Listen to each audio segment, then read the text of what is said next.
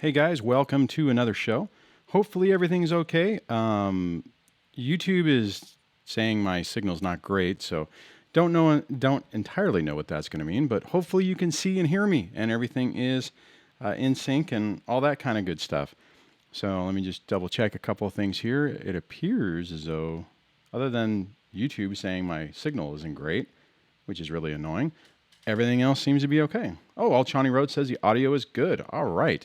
So welcome to the 104th live stream. Holy cow. Today's topic is going to be about when they don't believe you. This is, I've been reading about a lot of this in the comments and some emails, and I thought it would be a good idea to hit this topic. I did it a little bit more structured, so hopefully it will flow a little better. We'll see how everything goes. Let me get over into here. I'm trying to get my, let me double check everything. Okay, so I got some audio is good, video is good.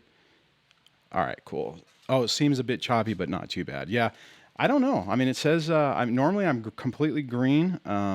It says I'm streaming okay. My encoding software says I'm green, but YouTube does not. It says I am yellow, amber. It's that where they're not receiving enough data. Well, now it says it's good. Well, we'll see. We'll have to see how this goes. Hey, I got the little things to come back right up here. I didn't, okay. For some reason, whenever I updated OBS to the latest version, it completely screwed up all my configurations, which was a little annoying. So, you know, a little bit of learning curves. Not learning curves, but just getting things back together. So we'll have to see how that is. And, let's see. Oh, Nikki says, I love how Richard Grannon says not to talk about narc abuse outside of these groups. It's like an alien abduction story. I haven't heard him say that one, but I absolutely agree.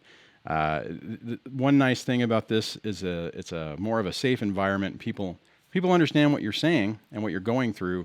So and there's some anonymity a little bit on that. So let's jump into my normal disclaimers. I am not a therapist. I am just an individual like you going through or who had went through a pretty complicated situation and developed some tips and techniques to help me get through it that I've shared with you guys to help you guys get through it. Please consult a medical professional before you change anything involved with your therapy or whatnot. And I'm not a lawyer either, so if you need legal advice, please consult an attorney. Or you can even consult Alex from the proper person who is pro se, not an attorney, but has an excellent wealth of information. So anyways, so on that, the other thing on that is, as we all know, because sometimes people come on these channels and they don't realize this, but the only people capable of actually diagnosing somebody with a personality disorder or anything within the DSM-5 needs to be a clinician who is licensed and trained in doing that. We can make assessments and guesses or whatever, but we are not diagnosing anybody with a particular disorder, mental illness, or anything like that. However, you do look at trends and patterns, and if people follow certain traits, then you're not necessarily looking at that to diagnose them. You're looking at that so that you can figure out what the heck you need to do to be able to survive around these people. There you go. And be okay. Okay, the channel is about recovering from this, primarily from when you're divorced and you're trying to co-parent with children. But the skills on this are all the same. One thing that as you move into this topic, you will realize that the patterns repeat throughout all areas of your life, and these people act the same way. So if that information seems helpful to you, please consider subscribing to the channel. Hit the subscribe button, hit the bell notification so that YouTube will actually let you know when I post a video. And if you haven't signed up or you're interested in signing up for the newsletter, you can do that over at dadsurvivingdivorce.com. And when it pops up, you can sign up for that and get information and emails. And I didn't get a chance to do that today, to send directly to you. And then you can reply directly to me, which is, I always love hearing from you guys that way. And if you want to, I wonder if I have a slide on this. If you want to get text notifications on your telephone, you can, sorry that I smacked. You can text DSD Live to 33222, and that will put you on the list. And I did just send that out a little while ago where It's only in the United States, which is annoying. But if you're in the US and you sign up for that, you will get a text notification with the direct link for the video or for the live stream when it goes live. And that covers that. Let me scroll back up here, make sure I haven't missed anything. Excuse me. Yeah, I'll go ahead and do this too. Today's show is sponsored by Audible. Audible is offering you guys a free audio book, which I love audiobooks, and a 30-day free trial membership when you just sign up, or when you sign up at audibletrial.com/DSD. So go over and you can browse a ton of books. Speaking of that, I was just talking to Debbie Mirza the other day and was talking about how she needs to turn her covert narcissism book into an audiobook, and she's actually working on that. So I was actually trying to see if I could do it, but she's actually in the process of getting ready to do that. So you can look out for that as well. So if you're interested in that and you want to support the channel and you want to check out Audible and listen to audiobooks, just go to audibletrial.com/DSD and sign up for your free trial today. All right, guys. So I hope you guys are all doing okay. And let me see who all we have in here. And I got to remember how to do all this and move everything around. Let me make this bigger so I can, hey, there we go. Now I can see everybody. Got a lot of people in here. Wow, 32 people already. That's pretty awesome. Especially considering I've been Casper lately. Sorry about that. Last week was unfortunate. The dang day job took too much time. But, hey, whatever. It is what it is. So we got Old Shawnee Road. Blue Bell. Hey, Blue. Erased Grandparent. You're new. I think you might have been on one of the last live streams. I know I've seen you around the comments lately. Spiritually Empowered Coaching. Leslie. Hopefully you guys... Okay, so I'll just pause for a second on this. I am way behind on editing things. Part 2 of my podcast with Leslie is about 75% done. I might actually get it released this week. It's on manifestation. I think it's really an interesting episode. I hope you guys will like it, but that should have released on Monday, and I'm either toying with releasing it on the upcoming Monday or getting it out as soon as I finish it. But hopefully you'll look forward to that. So I still do have a podcast. I haven't given up on it. It's just things have been incredibly busy. Oh, Debbie's on. Hey, Debbie. So watch out for that. And if you guys have feedback on the podcast or anything, drop me an email, Dwayne@dadsurvivingdivorce.com. And I'd love to hear what you guys think and what I could do to make things better. Let's see. Schaefer Wand is on. Hey, glad you could jump on. I did get your email the other day. I haven't had a chance to respond. I will talk about a little thing I'm trying to do that I've been talking about in the Discord that might make things maybe easier or maybe where I'm able to interact more, but I'm still working on that. Baneful Things is on. Hey, Baneful Things, glad you could jump on. It says, caught the live chat. Yeah. So finally, I think I missed 2 weeks, to be honest, or it might just be one. I'm not sure. Baneful Things says thumbs up. So thanks for the reminder for everybody. All right, so let me just scroll down. Then we'll jump into the topic, and I am going to try to do slides again today. Somebody has a birthday. Wait a minute. Hold on. I got to go back up. Is it James's birthday? See, I was going to just scroll down and just jump into it, and I'm like, wait a minute. Hold on. Oh, Nikki Leah says, I wish I could hire Alex. Alex is phenomenal. That guy is, he's very cautious about that because that can get him in trouble. So he'll help people prepare stuff, but he has to maintain that he's not an attorney and he's not not a PA.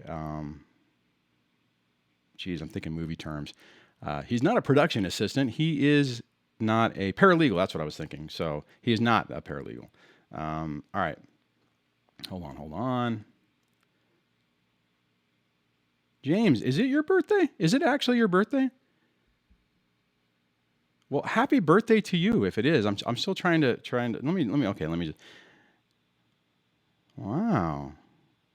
All right. Well, happy birthday to you. Well, congratulations. Hopefully this year will be one of the best ones yet. I think that's one of the things. Once we start healing from this, then you things really do start to get a little bit better, and then a lot better. All right, let me jump back into this. I'm just trying to look. My youngest is, I've set it up to wherever she wants to load apps, she has to ask me. So it just popped up. She wants an app. I'll do that later. Let's see if I can get that off the screen. Not now. There we go. That is funny. Okay. All right.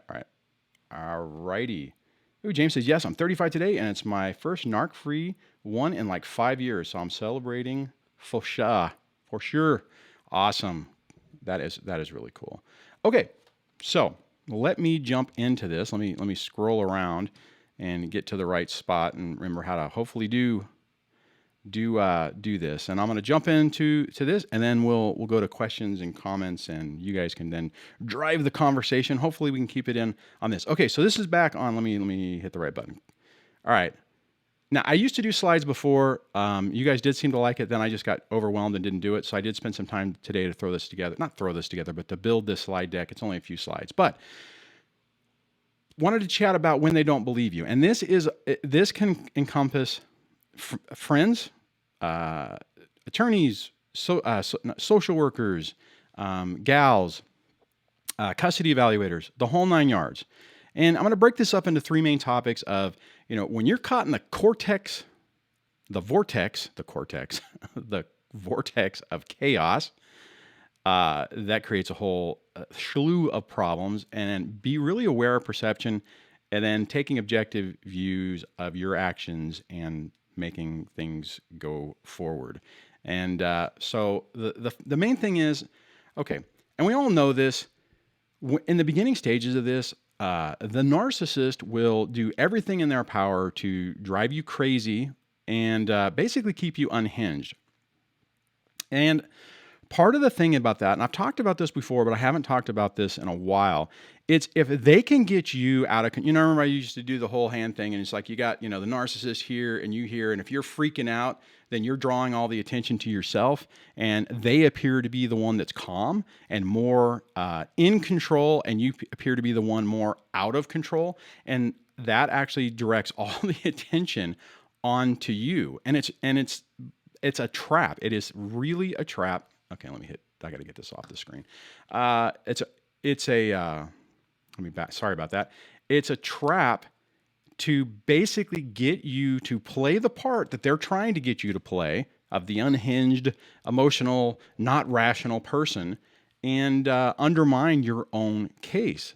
Now, let me see what you guys are saying on this, because the problem with this, or with that, is we can end up being our own worst enemy. Now, a lot of times I talk about that in context of your children, right? Because you're trying to fight that perception of what the narcissistic X is trying to portray or project onto you. And then if you're responding in any sort of way to where, I wonder if I could shut this off.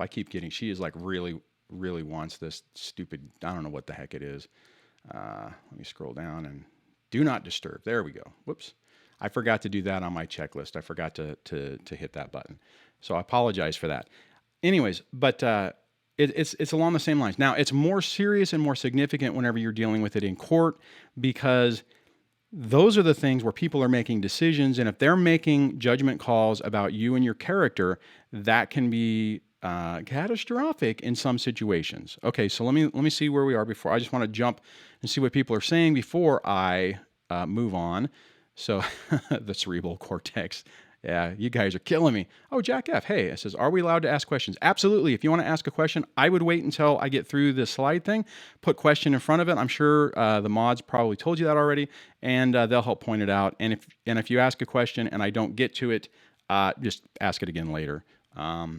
Anyways, okay. Baneful Thing says they're charismatic liars and often believed. Yeah, absolutely. And we need to be cognizant of that, because we're playing this game, unfortunately, with them, and we have to make sure that we understand the rules and we understand what's going on so that we can play it effectively. Otherwise, they will control the board. This is why a lot of times I say, in a video I made a little while ago, I was talking about, have your stuff together even if you think that you guys you and your ex are going to be able to work things out, you want to make sure that you don't walk in naive on your first day of court and get blindsided with all these accusations and stuff where you're sitting there blindsided and shell-shocked because you had no idea. Have your stuff prepared, be mentally and emotionally prepared. Well, it's hard to be emotionally prepared for it, but be prepared for them to play those games so that you're not sitting there with your jaw on the floor, not responding and just getting railroaded. And my ex tried to do the same thing with me. I remember talking to my attorney about it. I'm like, hey, I think they're going to play something. Oh, no, they're not. I had some intel or intuition that made me think that she was working on another attack. And warm tea is very nice. That's what happened. We walked into court, and my attorney sat next to her attorney. Then in the first break, he came ruddling out to me with this paperwork, and he's like, "They filed this," and I'm thinking to myself, "Yeah, knucklehead." I'm trying to think of the right. Think of the PG-13 non-demonetization words. I said, "Yeah, buddy. Didn't I tell you that I thought that they were planning on something?" And he's like, they say that you're the devil right here, and that you spit fire from your eyes. I'm like, only on Saturdays, but it was annoying. But I was prepared for it, right? So I wasn't like, oh my god, and freaking out. I had already worked through in my head, what that would mean if it happened and what I could do with that. All right, so let me double check what people are saying, and then I'm going to get into the next part of this. Yeah, I'm looking at Dudley's comment. Dudley too, right? I didn't even notice that before. Yeah, absolutely. We'll get into that, like I said, after. So I would hold those questions, man. Just put them in a Word doc or whatever, and when we get to that point, pop them out there, and we'll throw them on things and on slides and hit them. Okay, so let me double check what everyone else is saying to make sure I'm not missing anything. All right. Oh, Lyle says, when who doesn't believe us? Oh, you must have dropped in late. What I was talking about is, unless I missed part of what you're saying, pretty much anybody, but primarily courts and attorneys, social workers, custody evaluators, gals. That's kind of what the context of it is. However, this does work with pretty much anybody, what I'm going to get into in the next part of this. Okay. Hey, James H is on. Hey, so we have all three mods tonight. That is awesome. Thanks, everybody. Okay, let me see. Where are we at? I'm scrolling up just a little bit to make sure I didn't miss anything.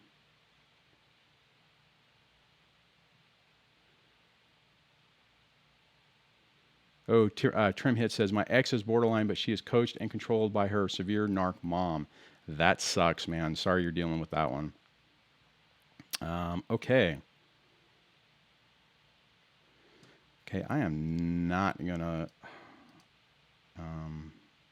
publish that. All right. Okay, so I'm going to go into the next part of this, which is, and this is really important because perception can be reality. No, perception can absolutely be reality. Not possibly, it absolutely is. So here's the problem, is your narc is going to attempt to control the narrative.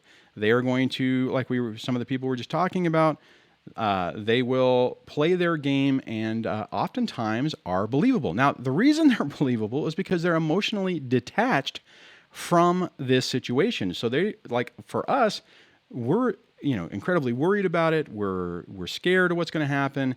And we're emotionally attached to the ex, and we're emotionally attached to the stuff, which would be children, that they're trying to systematically remove from our lives. And the problem with the perception is whenever you get into this system with anybody, they're going to start making judgment calls, and depending on how you present yourself, they're going to start making determinations about who's right, who's wrong, and what the story is.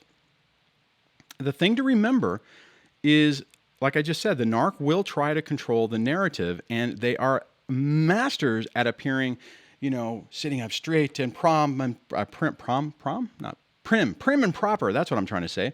And so on first glance, they will seem like they got everything together. An example I can give of this is early in actually like the first, not episode, the first session, you can see I got YouTube on my mind, of marriage counseling.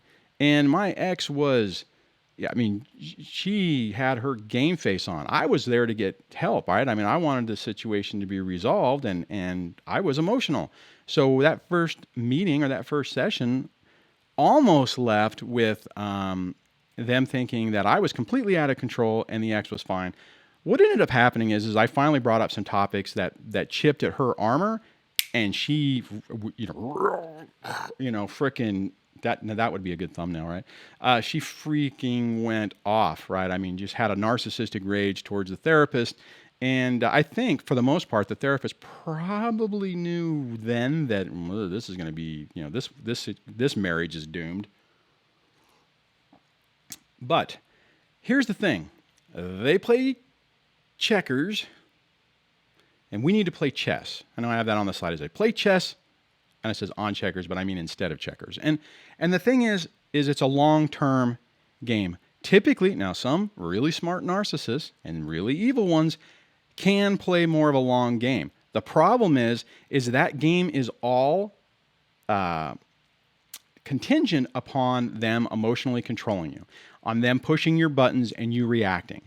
As soon as you can get that under control, it will help you significantly. And bottom line is, recognize whenever your approach, whenever you're interacting with people is failing. And I got I'm trying to think if it was an email from a subscriber or viewer early in the last couple of days. And they were talking about how their gal has, basically sided with the ex and isn't really seeing the full story. And you need to recognize when those type of things are happening. Now, a lot of times I talk about recognizing whenever people are telling you things that are beneficial to your case, right? I mean, like whenever the custody evaluator or the marriage, like I mentioned before, the marriage counselor from my situation when I went and talked to her after I had filed, was saying, hey, do you have a plan to have full custody of the kids, right? Now, that's a positive one, right? And I miss that. But conversely, if people are telling you things that make you that are giving you the hint that they're not buying your version of the story, you need to recognize it and be able to pivot and start to try to do something else. And so let me look and see what you guys are saying on that, and then we'll get to the last one, and then we can move on to what you guys are, what your thoughts are on this. Okay. All right, let's see. Hey, Rick is on. Hey, Rick Mash, glad you're back. Says, mine was diagnosed with borderline, also with MPD traits, and I actually spotted it before she was diagnosed. Her therapist said I need a gold medal for figuring it out while dealing with her. Man, Rick, I know you've talked about that in the past, but honestly, being able to figure this out early on is really key, because that really helps you understand what you're dealing with. One, if you understand it, then you're also learning skills to deal with it, and then you can deal with it a little bit better. When you don't know what's going on and you're just being railroaded and blindsided by this, it's incredibly devastating. So let's see. I'm all itchy today. Let me look over here. Okay.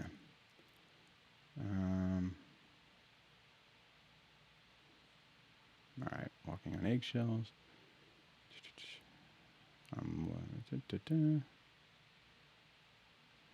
Trying to read what Joe's saying. And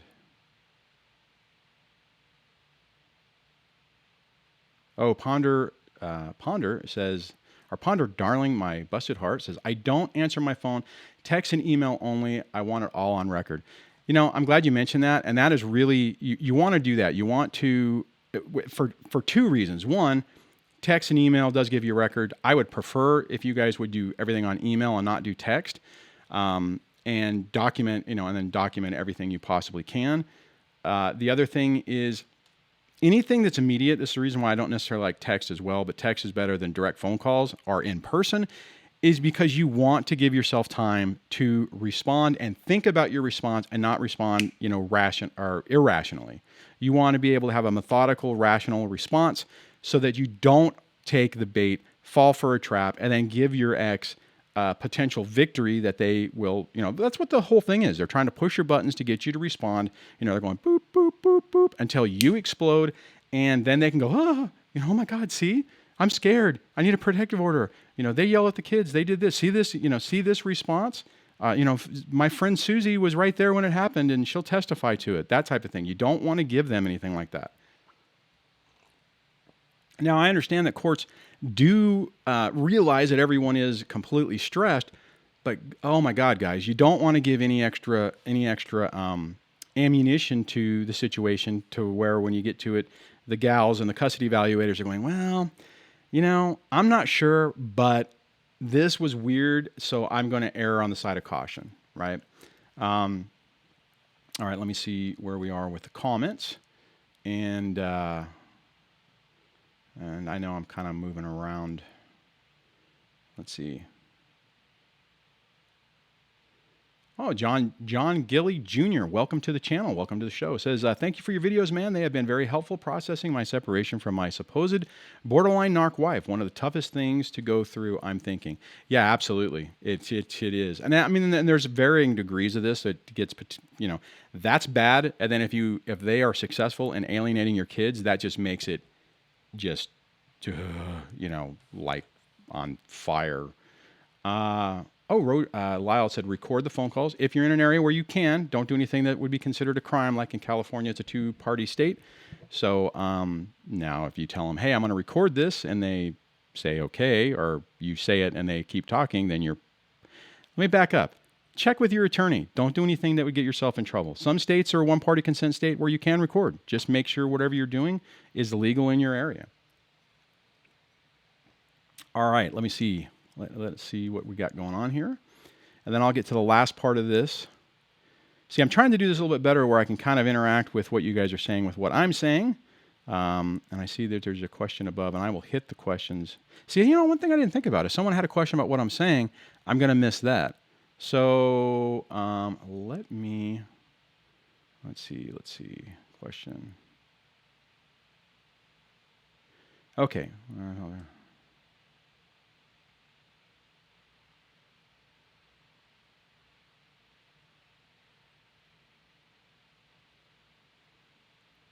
So Lyle had said, question, I felt I had very, I'm assuming he's saying little control, very seldom did I have the chessboard.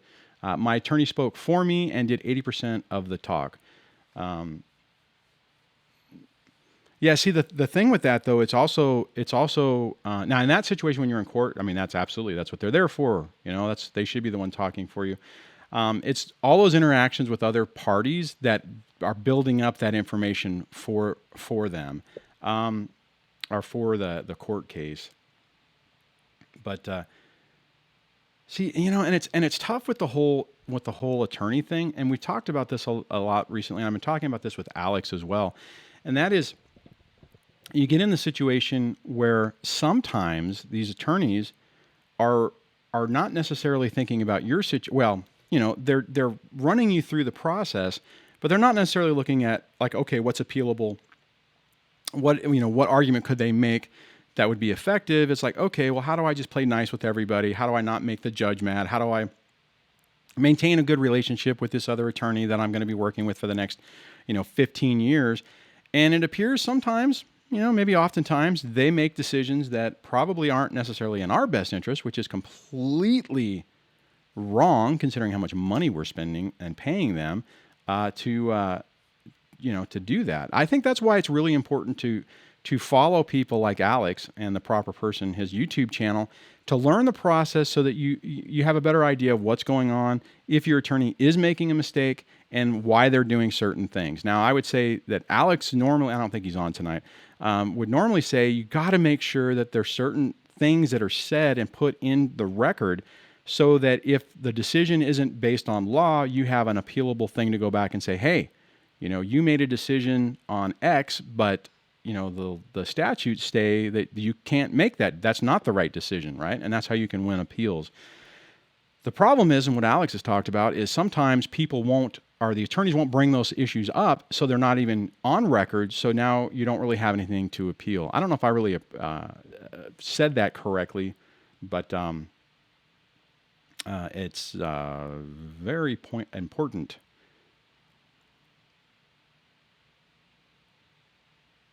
What? Jack F says, my ex-husband wants me to accept 100% blame for our marriage breakdown and confess this to him in front of our kids. Why? How old are your kids, Jack? I'm assuming it's Jackie. That is highly inappropriate. Depending on how well, and the courts wouldn't allow that. I mean, unless your kids are older. I don't know. It's God. It's that whole thing is that's tough. Okay, so let me get to the last part of this. Okay, so let me hit back over here. And when I was talking about being objective or having an objective view of your actions, and here's the thing, guys, and I've actually used this a lot, even, I mean, in all aspects of my life, even in my professional life. So this is advice that and this is, it's tough to do, but this can be really helpful. So first thing, realize when what we're doing isn't working. You know, if you're telling your side of the story and you can see that it's not hitting, you have to be objective and realistic about what's going on and what people's perceptions are rolling back. Now, an example I can use on this is when I had gone in to talk to not the marriage counselor, to my son's therapist, and the guy was basically saying, well, you know, sometimes, you know, children just want to be with one parent. It's more stable. You know, they were trying to put him on medication. And, you know, I'm having this conversation with this guy, and it is apparent that he is not listening to me at all. Now, I have a couple of options in that thing. I could get angry and say, you're not listening to me. And that's not what I did, because that isn't going to work. All it's going to be is like, oh, wow, this guy is unhinged. And what mom is saying and what I'm hearing parroted from the child is probably true. And, you know, wow, if we ever go back to court, I'll have to say that. And which I knew that's exactly what she wanted to do. So what I did is I pivoted to focusing on patterns of behavior. What I did is I said, hey, well, I don't have it with me, but, you know, I pulled up a piece of paper and I'm like, hey, have you seen the custody evaluation? And the guy's like, no, I haven't. I'm like, you need to read the custody evaluation, because the custody evaluator, and it says right in here that it's supposed to go to the kid's therapist, which you are the kid's therapist. So it says a lot of what's going on, it's captured in this document. So you need to take a look at that and see it. And the guy's like, well, you know, okay, it's a 20-page document. I said, okay, I hear you. I said, let me ask you this. I just had a parent-teacher conference, or an IEP, an individual education plan for my son who has a disability. And I said, this document, which has a write-up from every one of his teachers, says he's a well-adjusted, nice, polite child who's a pleasure to have in class. I said, does that correlate to the behavior that you're telling me that my son has, that he has attention deficit disorders, that he's depressed, that he's, you know, all these different, well, he probably was depressed, but, you know, all these different significant issues. And it's like, how is that the case? And whenever he's with me, I'm seeing more of what the teachers are saying. And when mom brings him to therapy sessions, you're hearing a different story, right? What I'm saying is you have to be open-minded about everything that's going on and have a bigger picture view and be able to strategically look at what's going on and make adjustments pretty much on the fly, but at least to be able to recognize it. So I could have, in that situation, not dealt with it that way. I could have gotten angry. I could have stormed out of the office. I could have said, you're not listening. I could have done all kinds of different things. But what I did is, and I'm going to get into this in the next slide, is, or not the next slide, but the next couple of bullets, is, when I went in, I said, okay, look, all right, if, you know, you're saying that I have an estranged relationship with my son, isn't the whole purpose of therapy to resolve that? And he's like, well, yeah. I said, okay, so what can we do together? What can I do? What can you do, maybe even working with my therapist, to facilitate, you know, let's say hypothetically what you're saying is true, to fix it, right? So that's like on the last bullet where I'm saying ask for help and listen to what they have to say. Because here's the thing, a lot of times you get so damn defensive that you're not willing to do that. And it's tough. And I've actually used this at work too. Whenever I'm being railroaded by somebody or trying to be manipulated to play a part or respond a certain way, if you can say, okay, fine, how do you fix it? That's a great tactic to help with that. And just as a side note, if you're in a work environment and you're not doing well and your boss is getting mad at you, ask them for help. Because that changes the dynamic. I've actually told people that worked for me who are having issues, I've told them how to get out of the problem. Like, hey, if you did this, then I would have to do X. And it's like they don't think about it. They get so caught up in the moment that they can't even hear what people are saying. So that's why I'm saying ask for help and listen so that you can make changes to your tactics, to your strategy, to try to figure this stuff out. Now, to just close this up, sometimes you're going to deal with somebody who's just, for whatever reason, is biased. Everyone is, they're all humans and all these things, and they have their own personal experiences, and sometimes those personal experiences give them biases. And, okay, you know what? I'll give you another example. Whenever the first meeting I had with the custody evaluator, where the way she liked to do it or wanted to do it was to have both of us, the ex and I, there on the same day. She would interview one person while the other person was taking all the psychological testing. And then she would observe one parent with the kids, and then she would want to observe the other parent with the kids. And then at the end of the day, she would do not a one-on-one. Well, she did a one-on-one with each person, and which I mentioned earlier. And the last part of it was her with both parties, which was, that was fun. But the ex left left the state on the first meeting. So when I showed up, with the kids, because I was told to bring the kids, made arrangements, took time off, I showed up, and ex wasn't there, and she was mad. She's like, I don't even know why we're doing this. I don't do this like this. I don't split this up. I do this one day, and this is messed up. And I'm like, well, I'm here.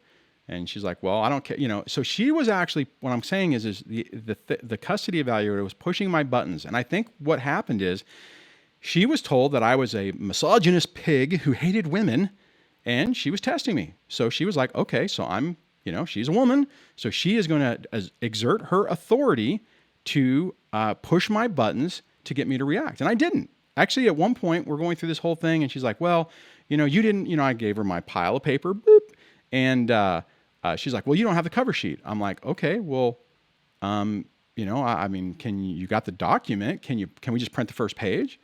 And she's like, what was it? She said, she's like, well, the printer's not working. I'm like, look, I'll go, there's a Walmart just down the road. I'll go buy you a printer. I don't care. I mean, I'll buy you a printer. She kind of looked at me, and she's kind of like, huh, this is interesting. And then I said, sometimes you can tell a printer to print in color instead of black and white, because she was out of black and white ink, and it'll print. And she's like, So she went ahead and tried that, and it printed, and she was like, okay, all right. She goes, all right, I'll go ahead and do it. So what I'm saying is you need to be able to recognize when you're being baited. Now, that situation I was being baited by the custody evaluator, but that was primarily because, as I found out later, whenever we had our joint meeting, I was portrayed to be a complete woman-hating monster who, I shouldn't be around my daughters because I just hated females. God, it's amazing the crap that these people will come up with. But the thing is, had I responded, had I let the stress and the anxiety get to me, and I responded in a way that would have even remotely backed up or played into that, then that's the direction it would have went. Okay. All right. So that wraps up what I wanted to talk about with when they don't believe you and steps that you can take to try to mitigate that. I hope that was helpful. I mean, I hope that that made sense. Let me look and see what you guys are saying in the comments to see if I've completely just confused you guys more, or if that made sense. If you could let me know if you thumbs up on that, or if that was helpful. I know it's kind of quick. Erica, hey Erica, glad you could jump on. Says I had to focus on parenting my parents, being perfect, avoiding a blow up, and asking why things were crazy, it does give you ADHD. Yeah, absolutely. LJ says, wait a minute, hold on.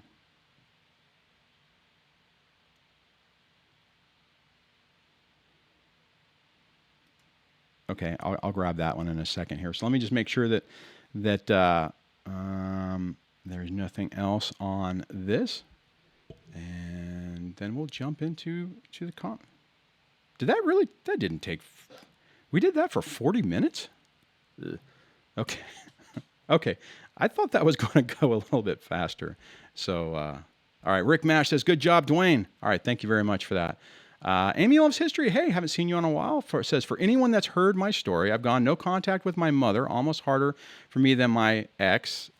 I can relate to that. For 3 months now, so much more peace. I can also relate to that. However, I will say, and Amy, you may have experienced this as well, it's a tough one. It's when you phase out a parent or family in your life, it's tough. And, I know I felt a lot of guilt in it, at least in my situation. And you get ready for it, guys. My mom would poke me in the eye all the freaking time. Same thing as my ex. It's like every time I would start to have that backslide and feeling like things were just not going, like I was feeling guilty about it. Fortunately, both my ex and my mom and her partner would just carpet bomb me to where it'd be like, oh yeah, right, that's right. This is painful and I don't want any more of that. So I'm glad it's working out for you, Amy. I know that's tough. And you said harder for her, not me.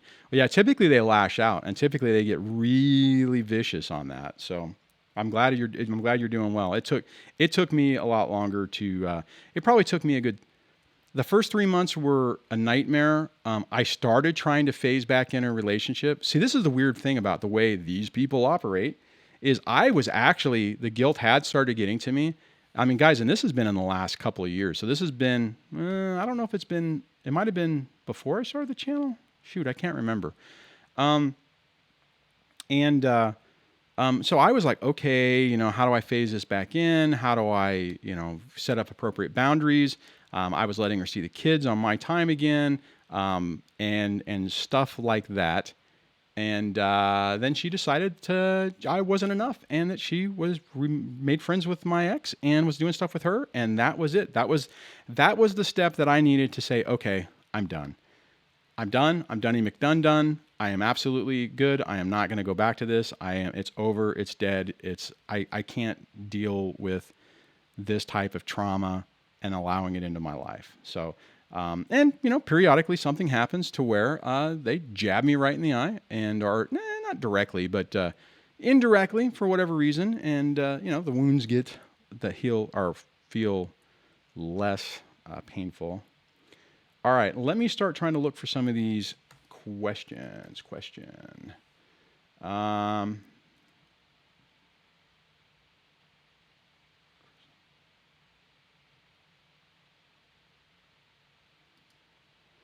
Okay, Jen Wren had said, and I don't understand this. Would love to hear your opinion on Chris Watts, which I have no idea who that is. Rest in peace, Shannon, CC, and Bell. Yeah, Jen, I'm sorry. That is not ringing a bell. I'm not even sure who you're talking about. So I am not in a position to comment on that. Okay, let me go to the next one. All right. Okay.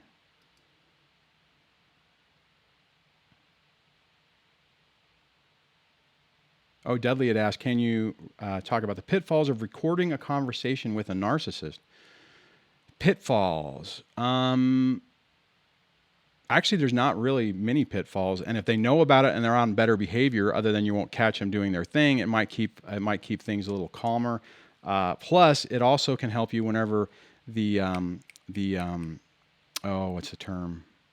Like word salad, gaslighting. Whenever they're basically lying to you and they say one thing and then later they say they didn't say it, then you could have a copy of it. If you're in an area where you can record, I would highly encourage you to do it.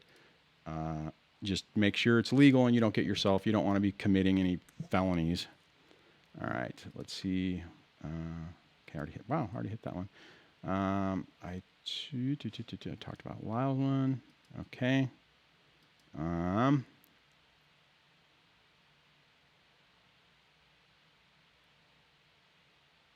Be Kind says, asked to somebody, how do you highlight the name? To highlight a name, if you are on a computer, Macintosh or Windows, I'm like 99% sure this doesn't work on iOS. It might work on Android, I'm not sure. If you hit in the comments, if you hit the @ symbol and you start typing the name, it'll give you a drop down. You can pick that person and then it will highlight you. So for instance, if I come over here to the comments and I go @ and I go B, I see Be Kind comes up and you've been highlighted. That's a good question because I know whenever that first started happening, I couldn't figure out how people were doing that. So anyways, let me go back over here and go to the next. Okay, and I think LJ had a continuation. So I'm going to grab LJ's question here.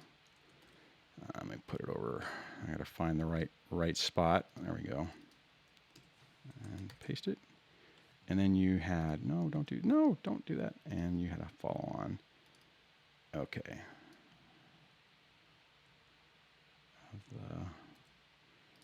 All right.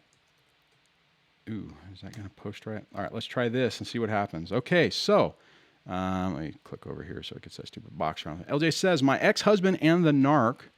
No, I'm sorry. My ex-husband, the Narc, and I have been divorced for 2 months. He hasn't seen or called the kids in 3 months. Neither has his mother. Yet online I see she went to Grandparents' Day with her youngest grandchild like she is Grandma of the Year. It made me mad all over again. How do I let go of the... Okay, here's the thing. And I'm going to say, probably you're saying the anger hurt. In a lot of ways, LJ, you're kind of lucky because let me back up. No matter what our narcissist does, it's going to be painful, okay? In your situation, they're basically ghosting their kids, and you're struggling with how in the world can someone do that to their own child? How can someone do that to their own grandchild? That's the first part of it. And then the second part of it is you see them either one of two things. You either see them like you're talking about with the grandparent where they're involved with another kid and you're like, hey, you still have some over here. What the hell?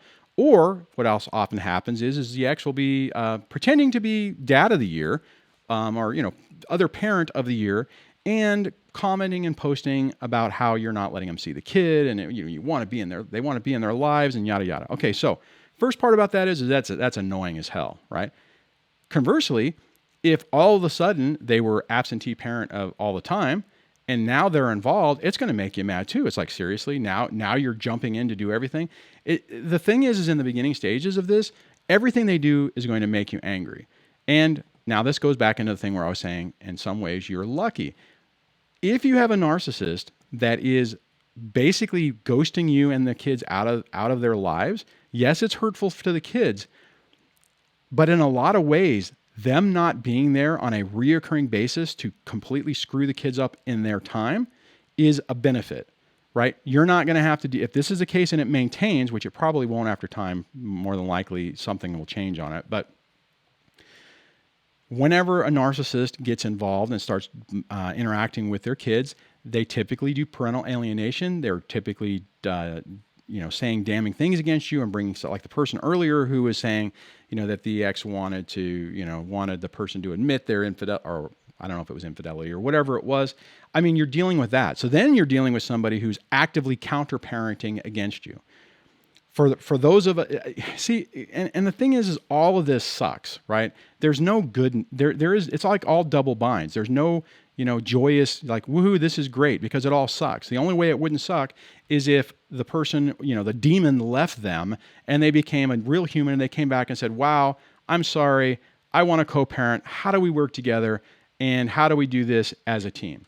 The likelihood of that happening is 0 with a narcissist. And if it's like 0 to the 9,000th degree if they're somebody who actually has a personality disorder. It's never going to happen.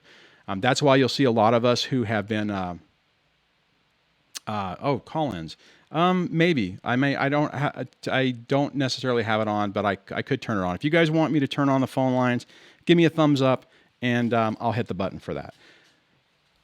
So anyways, LJ, that's the thing. I mean, and it's really tough because you're going to have to deal with the trauma of all of this and all the frustration and bitterness. And it's not going to be easy. And for me to tell you, hey, you're really lucky is probably like, I don't feel lucky, because you don't. You feel, I mean, you're 3 months out of this. The divorce has been done 3 months. You probably had the idea or the vision that, things would calm down, that now that the divorce is done and the battle's over and people won and lost, that you guys can calm down. It doesn't happen with a narcissist, LJ, or anyone out there. Or what I mean by that is anybody asking the question. What happens is they will find other things to screw with you on. Like in this situation, if he's missing visitation and whatever. I mean, honestly, what I would highly encourage you to do is document every missed visitation. If he's not seeing the kids, if he's not making the phone calls, say, if they're supposed to, Tuesdays and Thursdays at 6, they're supposed to have a phone call with their dad or with the other parent. Say on Tuesday at 6, we were waiting around. You don't necessarily have to tell the kids, okay, your dad's going to call, let's sit around and wait. I mean, you don't want to traumatize your kids as well, but make a note of it. So later, if they come back and they start saying, making stuff up, you have a documented train of patterns of behavior that can demonstrate what you're really dealing with. All right. Okay. Let me look at this.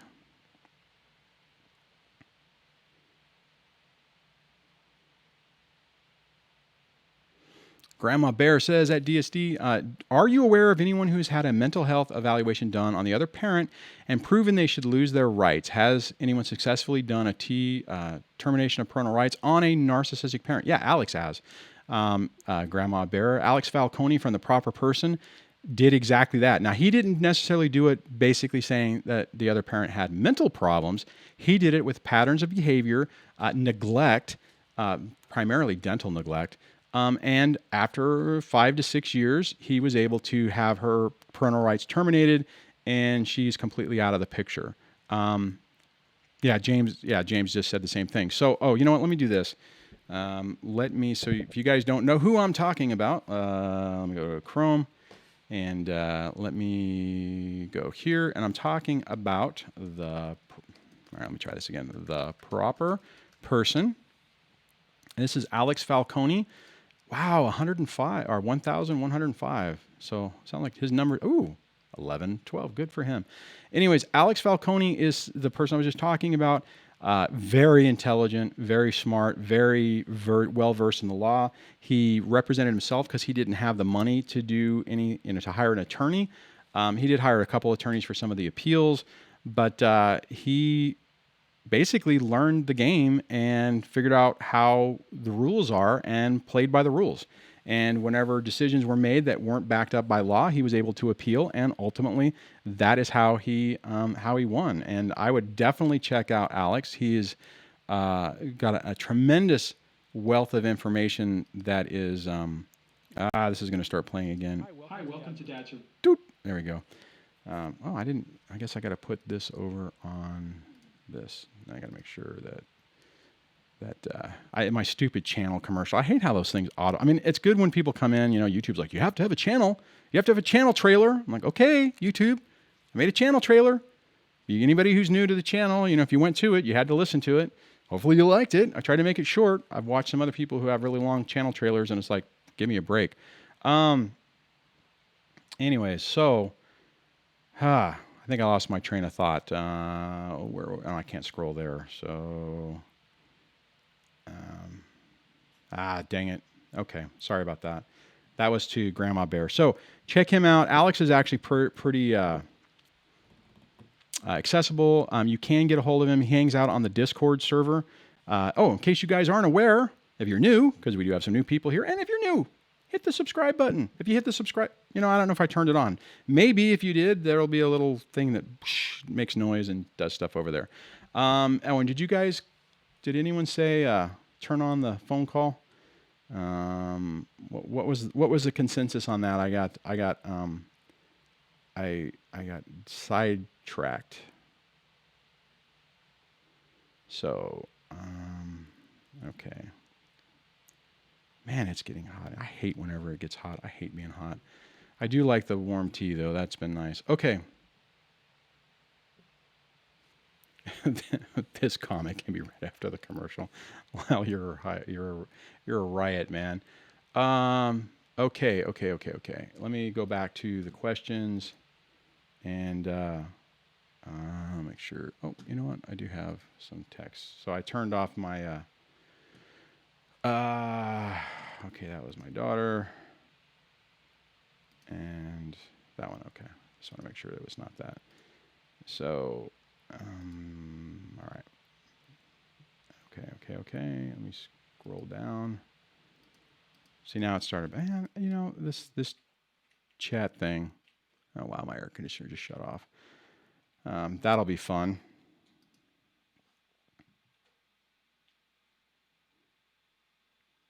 Oh, Jack F says, question, I know email or text and email is better, but how do we handle phone calls when they get aggressive? It's simple. Just say, I'll use the name Bill. It's like, Bill, you need to calm down. And if not, we'll just continue this conversation another time. And you can even say, or I'm going to hang up. And and that normally is going to infuriate the person even more, which they'll ramp it up and then just hang up. And don't answer the phone again. And then document it and document that you, gave a warning on that and said no. Oh, you guys wanted me to turn the phone calls on. Okay. So let me do that real quick. Gotta make sure I remember how to do this. Okay. That modem, output to, no, I want to do output to, where is it? Caller audio, that's what I want. So I got to remember how to do this so I don't screw this up. I'm going to turn this off. And I say call in. Now, you guys shouldn't hear this part, but I should.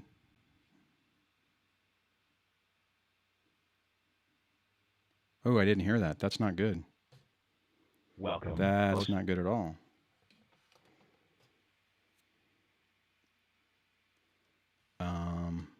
Okay, that was not muy bueno. Let me try this.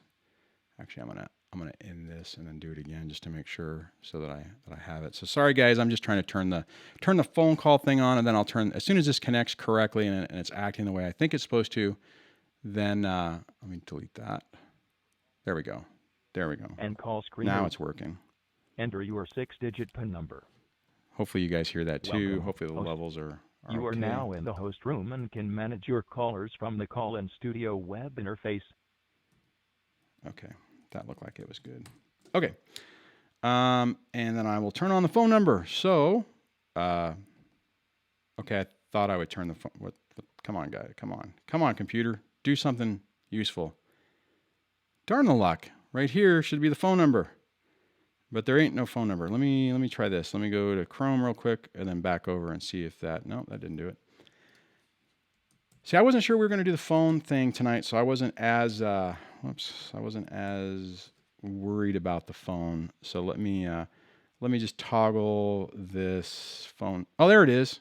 So it's just waiting. There it goes. Now it's coming up. All right, so I can move on from that. So if you want to call in and ask your question live on the air, you just dial 424 DSD Live or 424 373-5483, and it'll put you in a queue, and you can ask your question on the air. All right. Oh, man. All right, let me see where we're at. And I don't know, I should search on LJ to see if that was helpful at all. Continued.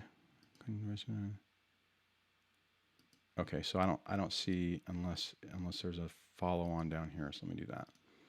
No. Okay. Well, hopefully LJ, if you're still here, that was helpful. and we'll go from there. All right. Okay, so let me get back over here, make this bigger so I can read it. And we'll let me see what else we got going on. Now I'm going to go back to, did I miss any other questions? Do I got other questions? Moderators, am I missing anything? Whoops, let me do this question. I'll do a search on it. And I've seen that one. I've seen that one. I think I might have got them all. And if you're wanting to ask a question and you didn't put question in, I do a search in the comments on question. That's how I find these in the sea of stuff. And I don't see any more. So the last one was the one from Jack F about aggressive calls. It looks like that is it. Let me scroll down to the bottom here. I swear to God, it looks like it's cutting off some of these. Maybe not. Oh, LJ says, yes, it was helpful. It's hard to accept, though. It's a double-edged sword. I can't believe his mother knows he's not doing right and she won't step in. Yeah, you can't control, LJ, the thing is trying to make sense of everything that they're doing it's an exercise in frustration. They don't follow the same logic. They're not going to look at things the same way that you're going to look into them. So you're going to drive yourself crazy. And this rolls into, let me see if I can, let me go back. No, not Keynote. Let me go over here to the channel. That's why if you scroll down off the main title thing and you go to the Mindset for Narcissistic Abuse Recovery, this absolute thinking and black hole thinking is really critical because what you're dealing with right now is you're trying to make sense of what's going on over there. And what you end up needing to do is basically treat them like a black hole and don't engage with it and don't think about it and just stay away from it because it will drive you crazy trying to figure them out. And it's an exercise in frustration. And I say that from my own personal experience where I did that. I did the exact same thing. That's just the reason why I came up with that, because it was driving me insane. And I knew that I had to do something different. Otherwise it was going to drive me crazy. Okay. So what else we got going on here? Let's see. Baneful, dang it, scrolling off the screen. Baneful Thing says he can contact our son through FaceTime. He's been aggressive about having our son hand me the phone. Wait, he is, oh, Jesus. I swear to God, it's like these people just, if you allow them to implode on themselves and just document it, they hand you everything to win.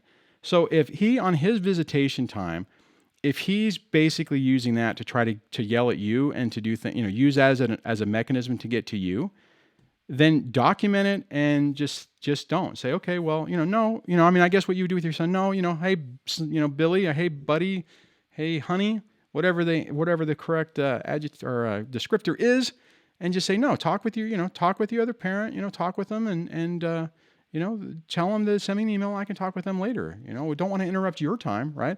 See, that's how you can switch that around to where you're not taking the bait and you're actually blowing it back on them. All right.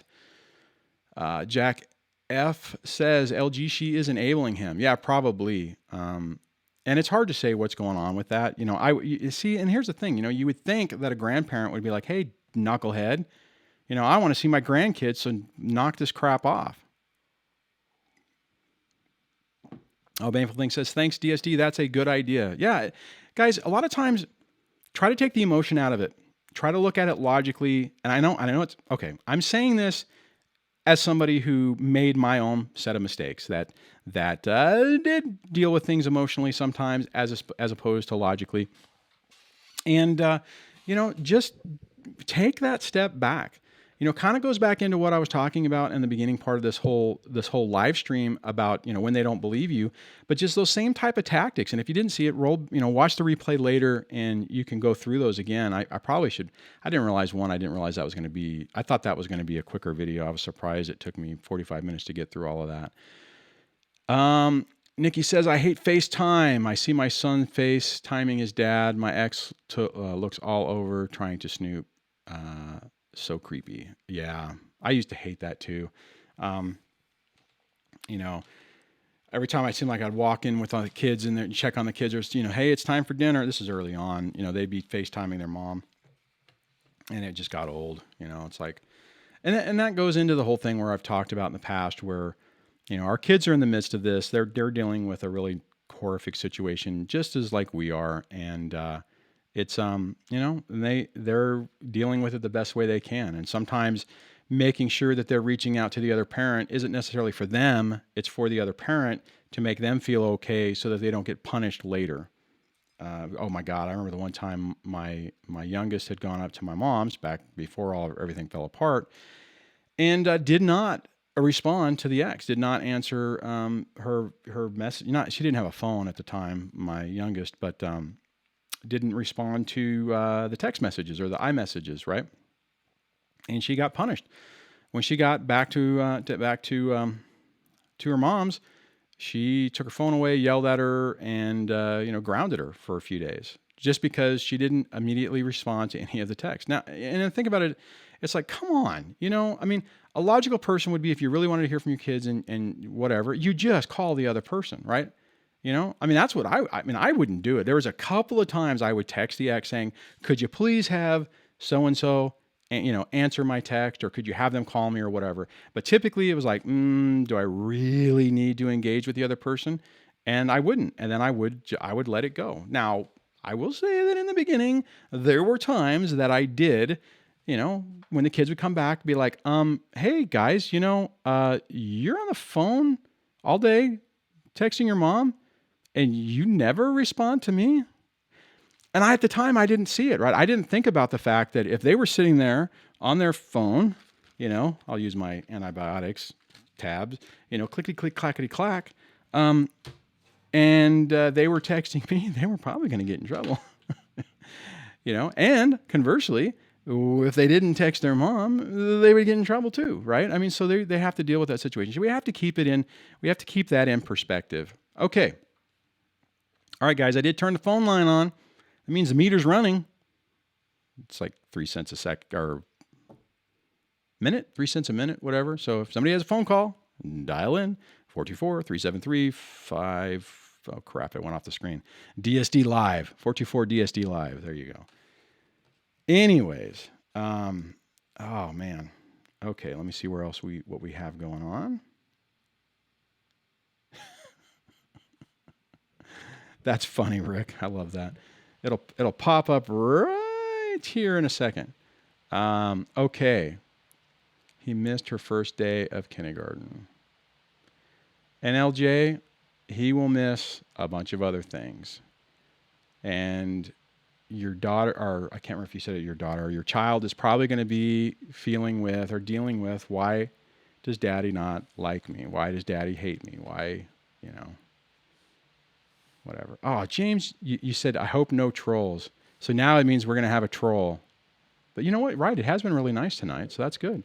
And with almost 50 people, I think at one point we were above 50. So that's cool. Thank you guys for the thumbs up. I appreciate that.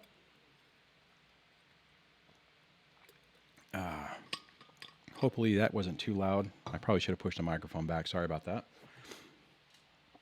All right. Let's see. Lyle says, when no one believes you, I often say, as I did, whatever you decide, I can live with myself. I can sleep at night. I have a clear conscience. Yeah, that's a really good point, Lyle. And, we can only do what we can do. And then, it's the best that we can do, right? So in a lot of ways, you have to take that approach on it because, sometimes these things don't work out the way we would like or the way we would hope. And, it's just, it's really, what's the word I'm looking for? It's like, it's just sad. These people do so much to just destroy and create chaos, and they're destroying relationships with our children. And, we got a call coming in, so I'll grab it here. Did I not turn the screening on? Oh, no, it says it's screening. Okay. It's tough, it is, Oof. Sometimes these things just aren't pleasant. Somebody on the Discord had recommended Love Dominates. Tamara Sweeney, I think is her name. And I'm going to try to do a collaboration with her. I've sent some emails to her. So she's a mom who's been alienated for over 8 years, hasn't seen her kids in like 6. And she's creating a nonprofit to help parental alienator or people who are dealing with it, and trying to put a message out there how to get your life back. Actually, it kind of dovetails with what I was talking about a couple of weeks ago, or a couple of videos ago, about how you still have to find a way to live through this. Blue says, I love Tamara Sweeney.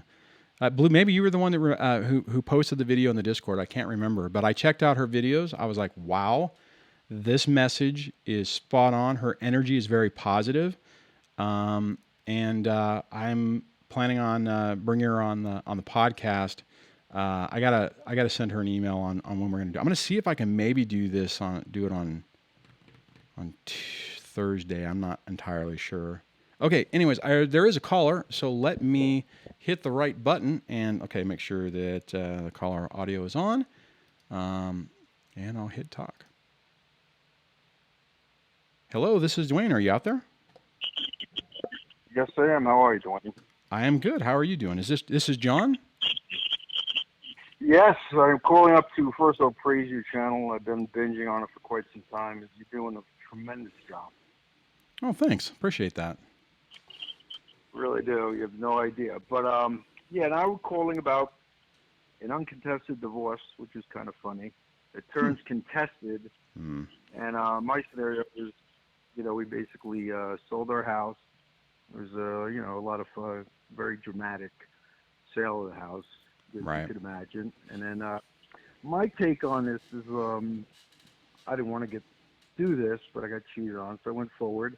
And my whole take on it is once the house got sold, this individual started to realize, oh God, this is really happening.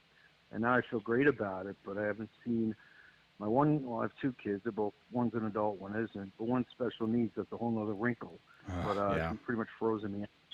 And I have a lawyer, so, I'm doing good with that. Luckily, they're older. They're 21 and 19, so they know who I am. I raised them. But it's been 6 months, so it's been tough. So have you haven't been able to see either one of your kids, or just your youngest one? Just the youngest one. My other one kind of turned against me a little bit, but like I said, they're older. My scenario is basically the wrinkle is the special needs element to it. Mm-hmm. But it had to end. We sold the house. It had, we made a certain agreement to move it to a certain area. But, my armchair psychology is that this person wanted it until they didn't want it. Oh, yeah. Oh, that's I've seen that before. Well, it's a control. See, John. Sometimes it's a control thing, right? They'll play this game out, thinking that that you'll come crawling back and give them control. A lot of times when we get to that point and we make the decision to leave, it's over. So are you working with your attorney to try to get to where you get some visitation with your youngest now? Yes, because my thing is he's 19. He's going to be whatever. He's older, but the thing is, due to his situation where he's, special needs, it's not like OCD. It's legitimate, and right. He'll never be, according to me or anyone else, an adult. And he's good, but I got an attorney they're working on it. The worst part is, and he doesn't call me a lot because he doesn't want to charge me, through the rear end because. He was retained uncontested, and he's not a big money guy. He's doing what I want him to do. Right. But waiting is brutal. It's hell. Oh, God. I watch your videos. I hear you. Yeah, do it. It's you just got to realize that this is one of those things that takes a long time, and it's really unfortunate because I think most of us enter this thinking, okay, especially if it's uncontested. I mean, that you're going to be able to just go in, bang, bang, bang, knock things out. And then you slowly realize that it doesn't work that way, that you go and you have your first hearing, and that hearing is just an evidentiary hearing to see if you guys can figure things out. And if you can't figure out, then they have to decide if they're going to go to a trial. And it's just as you're realizing it's a long process. So the thing is just one, recognize it. I think the thing that was hardest for me, and it might be the same case for you, is whenever you're not anticipating that and you're getting all these delays and you're like, come on, I just want to see my kid. And your ex is fighting you Yeah. against it. And you're like, are you kidding me?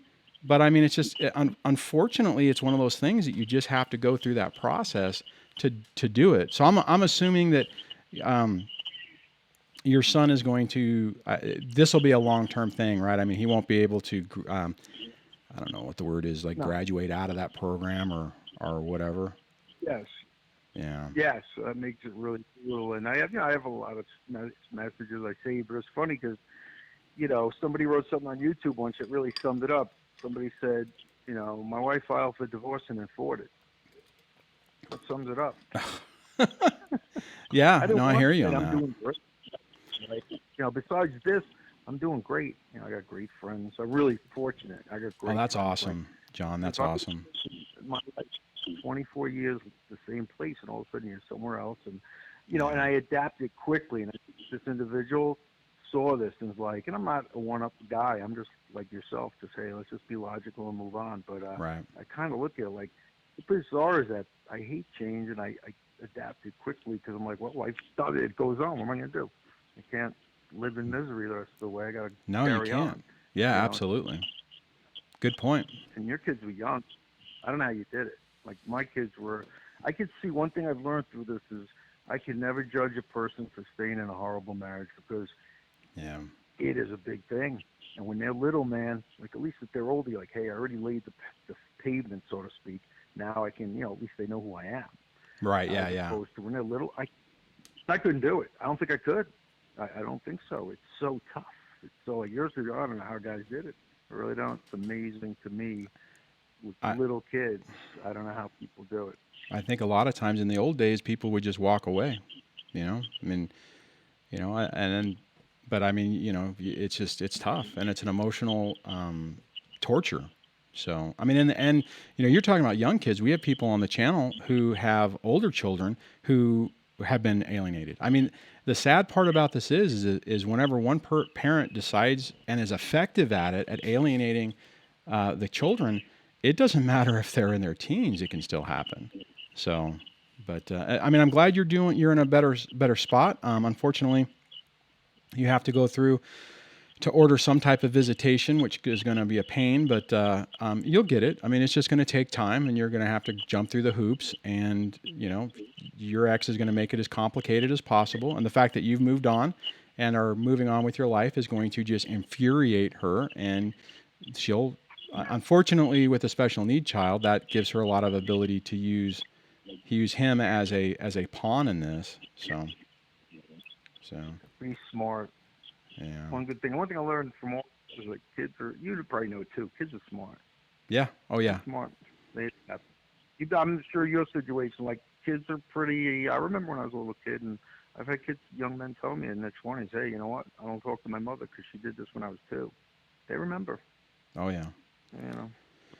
But I thank you for your time, Dwayne. And I've been watching all your videos, and you're doing work that I can never repay you for. Really great job. I appreciate it endlessly.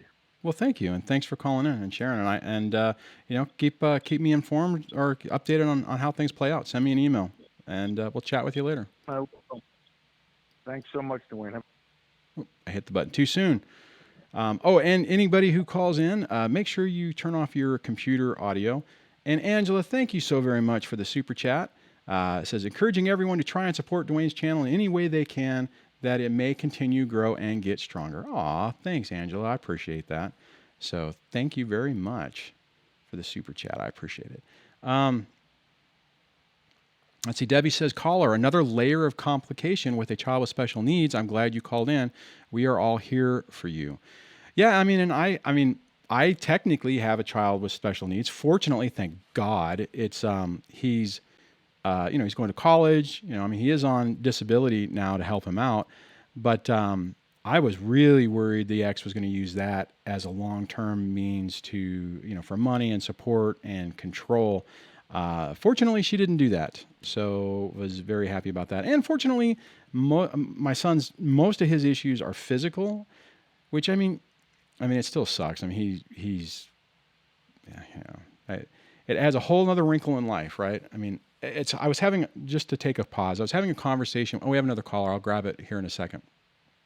I was having a conversation with him the other day about, he was frustrated and struggling with, what's the word I'm looking for? Not being able to make friends and not being able to, find girls that like him and all this different stuff. And he blames it on his disability. And I'm like, dude, just to throw this out, way you're feeling is exactly the same way I felt in high school too. And I mean, other than I'm a knucklehead, I didn't have those issues. So I was thinking the exact same thing. I was thinking, I'm not good enough. I'm not attractive enough. I'm not, witty enough. I'm not this, I'm not that. And, I'm like, man, you have this, you do have this physical issue that does add a whole nother layer of complexity to it. But, you can still work around it. He's definitely struggling with that. So let me make this, oh no, wrong button. Gosh darn it. Okay, put that over there. There we go. All right, I'm trying to figure out how to put this in the right spot. Yeah, Old Chani Road says, in other words, your son is normal. Yeah, and but it's hard though, right? And I get it because he has to walk with a cane. He's got cerebral palsy, so his range of motions are, it's, unless he's sitting down, you can not, he looks normal, but as soon as he starts moving, he draws attention to himself. So, and he's very self-conscious about it. And he gets the looks, right? He gets people who look at him. And when he was wearing leg braces before, when he was younger, people would be, what are those? What is that? And all that kind of stuff. So, that's, that is a different wrinkle. All right, let me grab the other phone call. And let me do this. I keep hitting the wrong button. There we go. Actually, before I do that, let me double check to make sure I didn't miss anything in the comments. Oh my God, did I see Old Shawnee Road, or not Old Shawnee Road? Did I see Breaking Bombast on here? I did. BB, hey BB, glad you could jump on. Drowning in bills, but have an interview for a new job. Things are going well with the kids. Well, great. I haven't heard from you in a while. I don't even think I've seen you on the Discord in a while. You've been out of the picture, man. Glad things are going better. Oh, Joe V says, while we were arguing, because I think I missed part of what you had said before. While we were arguing, my wife threatened to call the police if I don't leave. So now she claims I moved out, but I moved to my RV still on the property. Yeah, you got to be really careful because when they start threatening that part, it's a control thing. Here's the thing. They're going to do everything in their power to control the situation and to control you. However, when they start playing that game, the domestic violence part of it, you have to be very, very careful because we have had a few people in here on the channel who have got torpedoed in that situation, and you got to be really careful. So, all right, let's see, and trying to see if I missed anything. All right, so I'm going to grab the other phone call. If you have your computer on, please turn the volume off, not down, and use headphones on your phone. And here we go. Hello, this is Dwayne. Are you there? Dwayne, it's Rick. Hey, Rick, how's it going, man? Good. How you doing, buddy? I'm doing good. What did you want to talk about? All right. Well, first of all, I gotta say, happy birthday to JamesF again. Happy birthday, bud. Absolutely. And I guess this one's kind of hard for me to explain because so much has gone on in the past couple of days.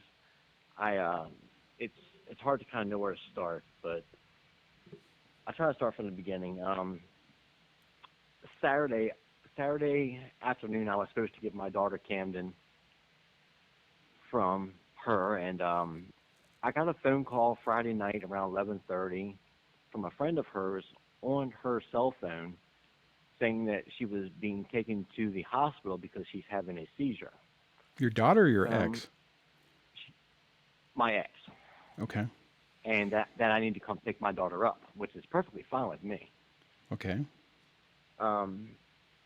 She's never had a seizure in the 8 years that I've known her. More than likely, this was a drug-induced seizure, Hmm. but that's very hard to kind of, I guess, prove.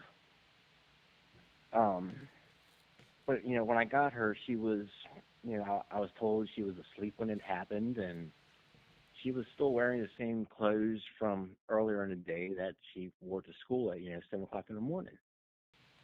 Hmm. So I called her school the following day, that Saturday, and asked them about that, and sent them a picture and stuff, and they said, yeah, that was her clothes she was wearing during the day, and then around the same time, my first daycare kind of told me that my daughter had mentioned to them that the new boyfriend had put his hands on her, and then my daughter, it kind of, I don't want to say kind of, I mean, she just turned 3 a month ago, but she did say it, and it's how do you handle Well, how do you handle that when you get told your daughter's been touched by this person you don't know? And well, my I understanding boxed is bullies is when I was is younger. most in therapy. I'm not therapy, but in daycare and those type of care providers. My understanding is that legally they have to report that. I mean, they should be. I mean, granted, telling you is, I mean, you need to know, but they should also be doing the protective services type stuff with that as well. Uh, I mean, the other thing is you could turn around and try to go back to court for to change custody, but you have to be a little careful because as soon as CPS gets involved, it changes. There's another person who's going through that to where the state was in the process of trying to take the child away, and it superseded the custody thing. And because of the way the laws are written, and the person, the mom in this other situation was, saying or trying to get help, that they legally they get an opportunity to try to prove that they're doing better. But is the daycare provider going to report that incident or not? Well, she told Mom that she was going to tell me about this, and of course Mom said, "Oh, well, we're having a big family meeting about this tonight," and still, I mean, it has not been mentioned by her at all, and I've even sent her an email about this. I didn't know daycare had to report it to anybody. I mean, other than me, and which they did. Well, I mean, and it depends on what it is, right? If it's abuse and they can physically see it, then there's some, there are some certain things that are like, even if a child tells a teacher that somebody's abusing them, they have to. Well, I mean, 3 years old, she's not going to be in school, but and I'm not sure. Maybe the daycare laws are different, but what's your custody like? It's like a daycare school that she's in. Right. And I did contact a lawyer about this, and he said, I mean, everyone's saying you need to file for emergency custody. Then do it. In the back of my mind, I'm like, but that's just from what like friends and family are saying. Oh, wow. Okay. Mind, like, all right. I thought you said the attorney said that. What's the repercussions? Yeah, I did contact an attorney, and he said, well, I live in Baltimore, Maryland, and he said in Baltimore County, that's very hard to prove unless like you literally take your child into a hospital and there's like broken bones and right. Okay. Well, and seeing that's the other, you got to be careful on that, because if it's, and he's right. I mean, see, here's the problem with family court is most people, or a lot of people, lie about things and embellish things. So even if you have a legitimate concern, but a lot of times it's going to be like, well, is it really legitimate? I mean, are you just taking something out of context and making it a big deal just to try to get back at the ex, right? It kind of goes a little bit with what I was talking about in the beginning stages of this video or this live stream, is that it's all about the perception too. So so when you said initially, go back for emergency order, I thought you were saying your attorney was saying that. In this situation, I would follow the advice of your attorney. I would probably work with them really closely on what the appropriate action is. Unfortunately, this leaves your daughter in harm's way, depending on what's really going on. That's my dilemma right now. And Like, I mean, the lawyer is telling me I'm doing about the steps that the lawyer is telling me. right. And I realize I'm kind of like, I'm eating some time right now until things get settled, and it makes me sick to know that she's literally over there right now, not knowing what's happening to her. But at the same time, it's like, what do I do? But I wanted to ask, I mean, not legally, but I mean, how do you handle the emotional part of this? Because 90% of me wants to go over there and smack him around and show him how it feels. Yeah, I know. And I know I can't do that, but so let me ask you this: was it a to. physical thing? Was it a I mean, well, it was obviously physical, but was it Yeah. more of she was spanked There- or hit or whatever, or was it more worse, like sexual? She told daycare and me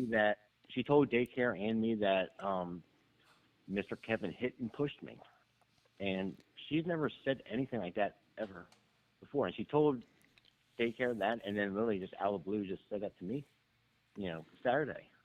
See, the problem with that is, and your attorney probably said the same thing, is it's like, okay, Hearsay. well, yeah, it's hearsay. And is the context that the guy did, whatever, she did something she didn't like. So she's saying this and, to embellish it. Right. I mean, that's the problem But she's only 3 at the same time. And then if you look at him, he's got a rap sheet 106 charges long, all the way from assault and battery to armed robbery. That's just, he's still driving around my car that's in my insurance. I've now received photos of my daughter in the back seat with him with no seatbelt or car seat. And, well, my attorney says, you can't get emergency custody, but you have enough for custody. So then that's what you do, Rick. And that goes, okay. And this is where what I was talking about before, like kind of, playing the chess instead of checkers. You want to go over there and you want to bop the guy in the head and you want to go for emergency custody. But the problem you have right now is perception and your what the illusion, not the illusion, but what people think of you. So your attorney, I agree with, is on spot on this.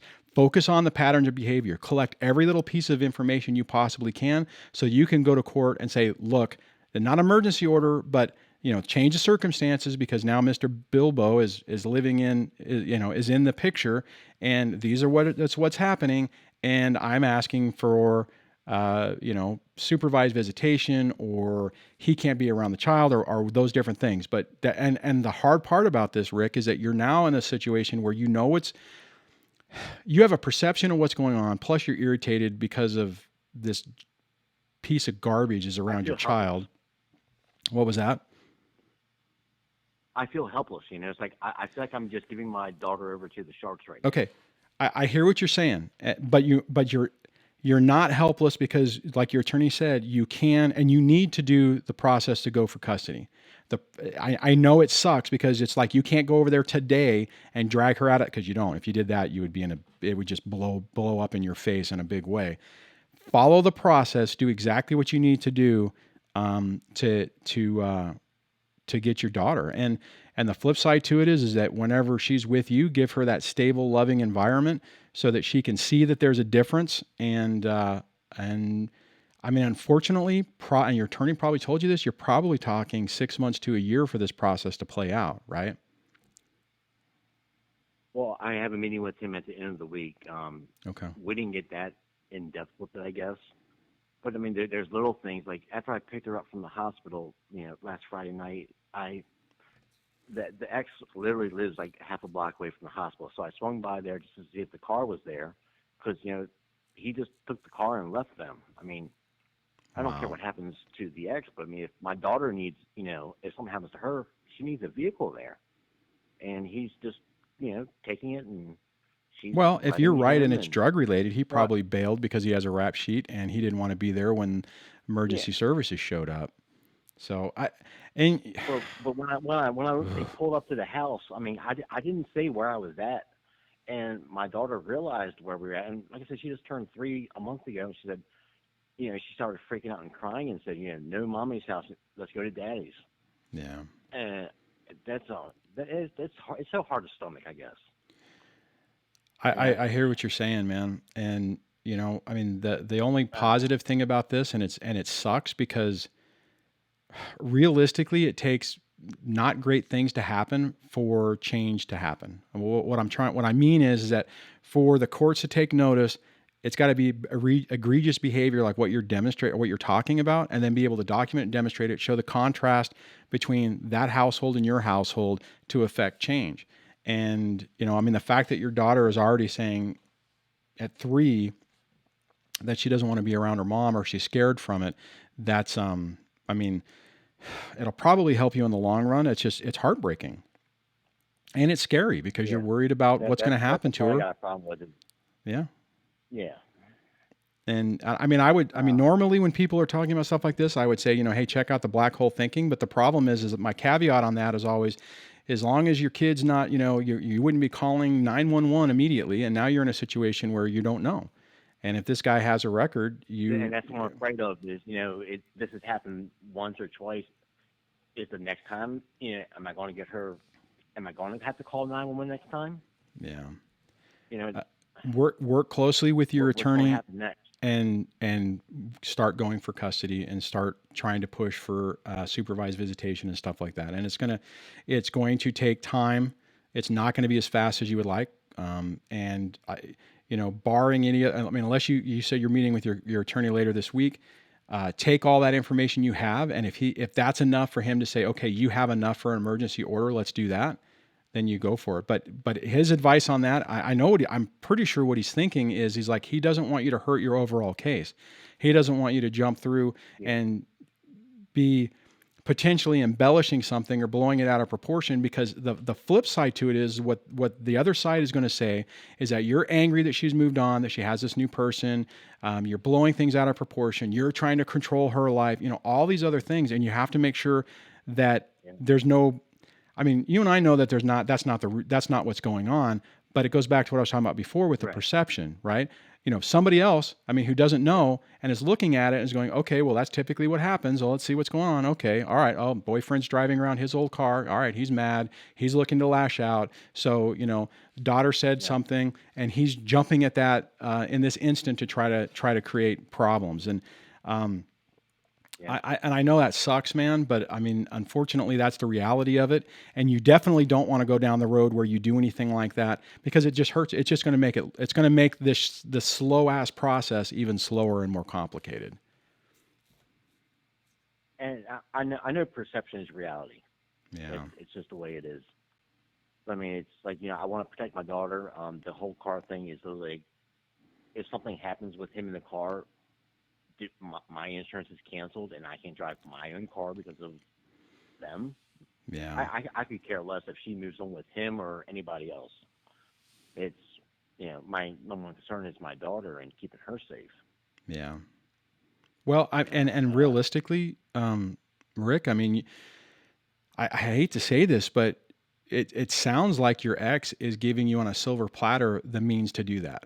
Right. Whereas you take somebody like in my situation where the ex is so covert about it, that the emotional damage is happening, but it's not enough to give me anything to say that this is, I mean, I spent 3 years with the kid's therapist trying to convince them that something's happening. And it took, once the therapist learned about narcissistic, cluster Bs, which I was surprised she didn't know about, then she started realizing that there was a problem, but it was too late, right? I mean, and there wasn't enough to sit there and try to make an issue out of it to do it. I mean, so in some ways, as long as your daughter makes it through this okay, which hopefully she will, you hopefully will have all the information you need to be able to get custody. And I'm sure you've seen it on other things. I mean, men do get custody of their children now. It's not one of those things that's not never happening. And if she is doing drugs, if that seizure was caused by drugs, more than likely that stuff stays in the system and that could be tested on. And potentially, maybe you could subpoena, if she went to the emergency room,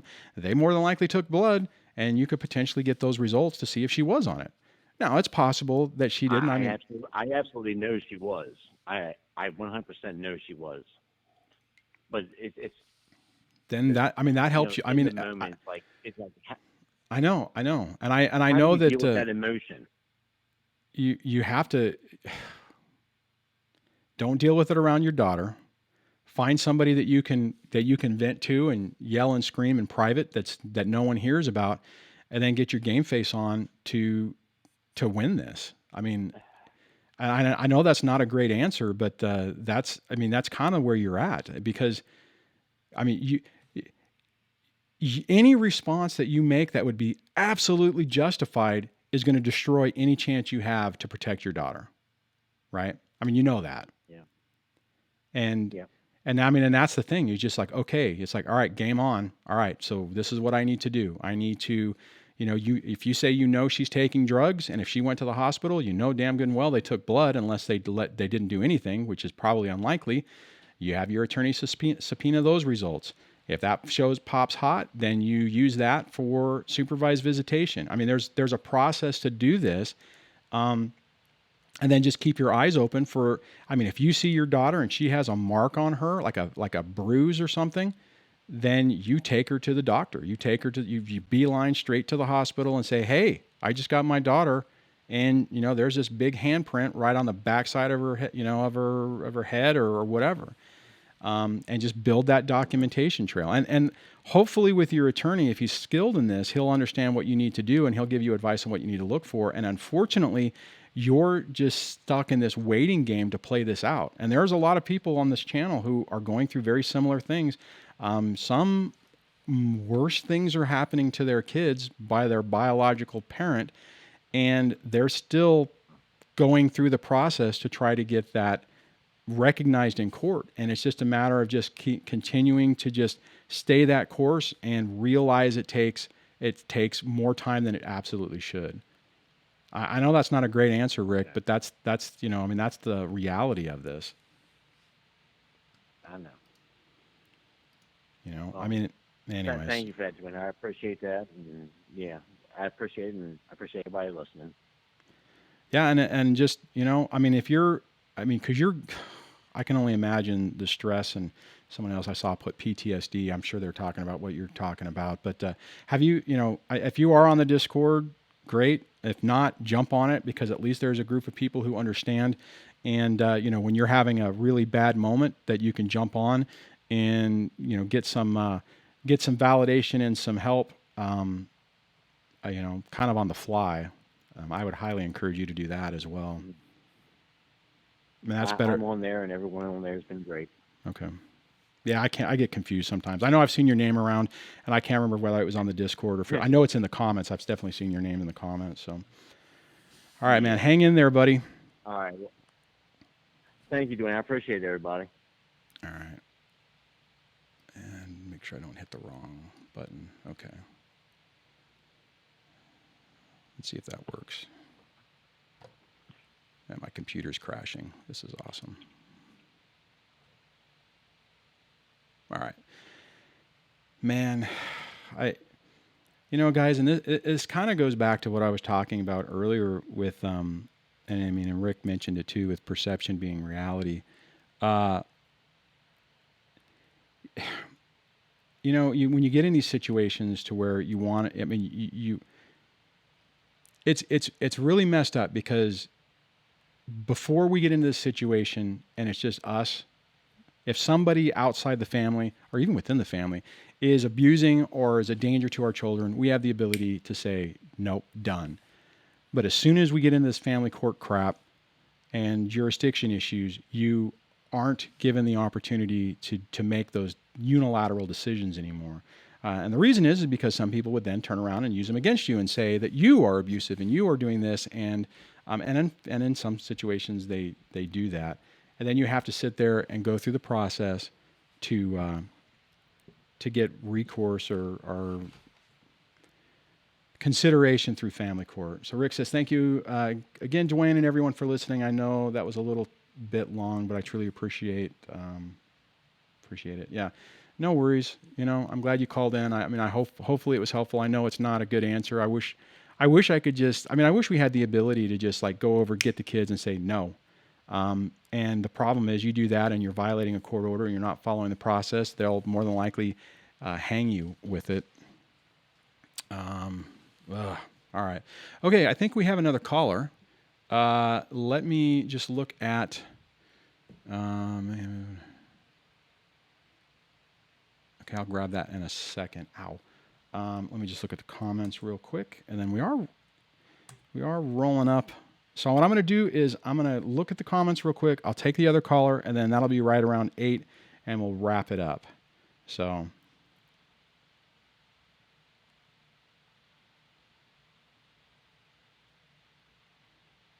okay, let me see.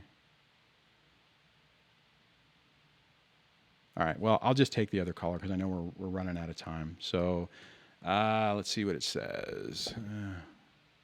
Okay, so if you're the caller that's on the phone, oh, wait a minute, hold on. I was looking at the wrong one. And if you have your computer volume turned up, please turn it off and mute your speakers and put on headphones. And I'll bring you on.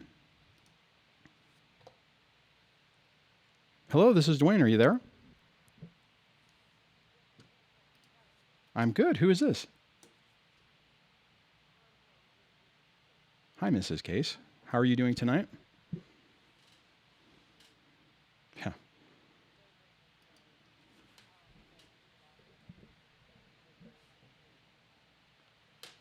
The terminology, I'm now practicing to be a paralegal because of my life.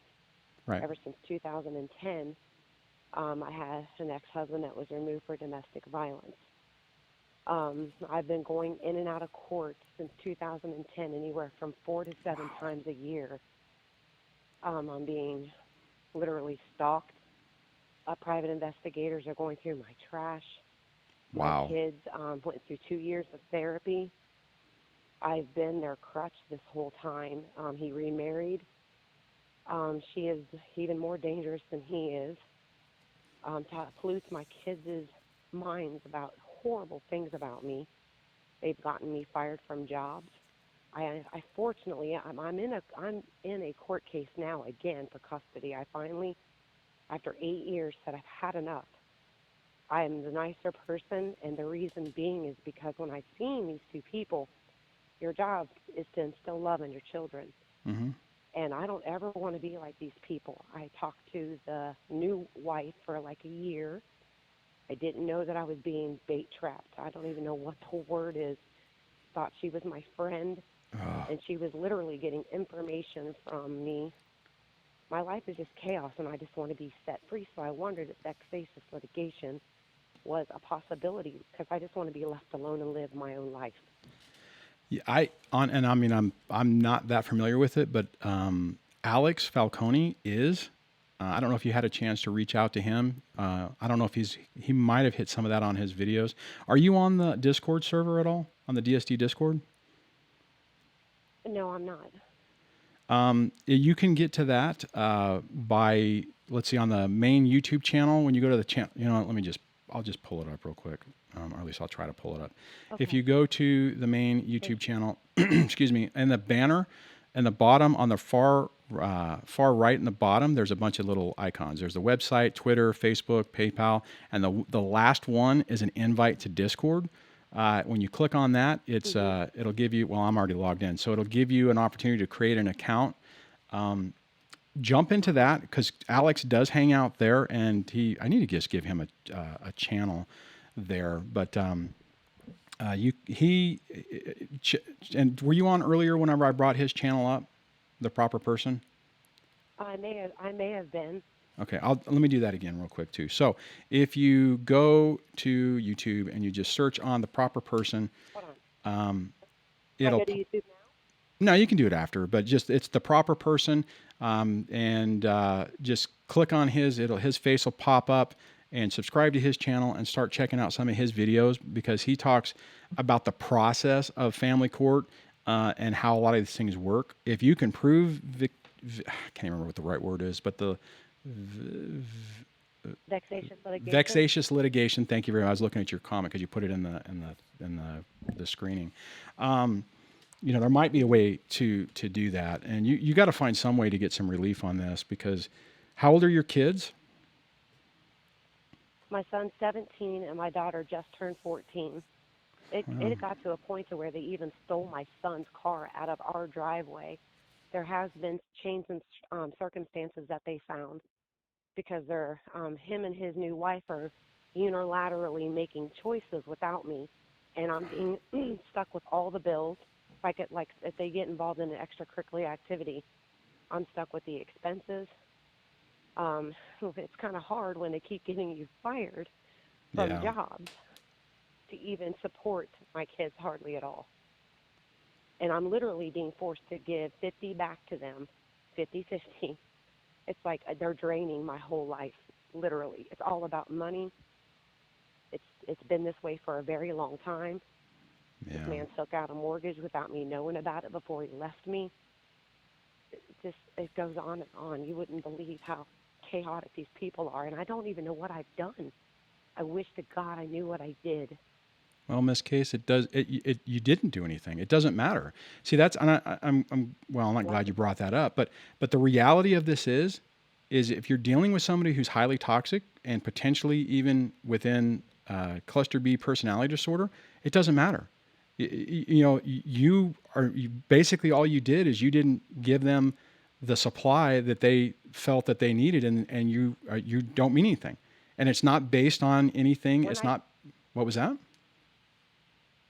When I can't even go to my kids' games because these people look at me like I'm crazy. I've never even talked to these people, nor have they ever approached me. I had 2 decades of friends, 2 decades. From the time that he was arrested and he got out, he called everybody he knew, warned them not to don't talk to me. He called my mother, tried to put stuff in her mind that I've never done. My mother, of course, knows better. It's like everyone has totally alienated me.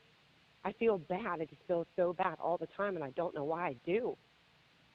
Well, because you've been... I analyze. It's like a motion picture in my head that just keeps playing back and forth all the time.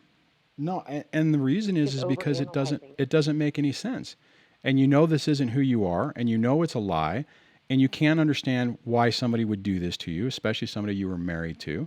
You can't understand why your friends would, these flying monkeys and surrogates would believe it, and you're left sitting there just dazed and confused, like, what the heck happened? And this is where, one of the things you should check out, let me get back over here, and this is going to replay, my Mindset for Narcissistic Abuse Recovery playlist, which is, if you go to the main channel page, you scroll down, it's the first playlist, and the absolute thinking, the black hole thinking, and those first few videos, those first 4 videos are really key for people in the situation you're in.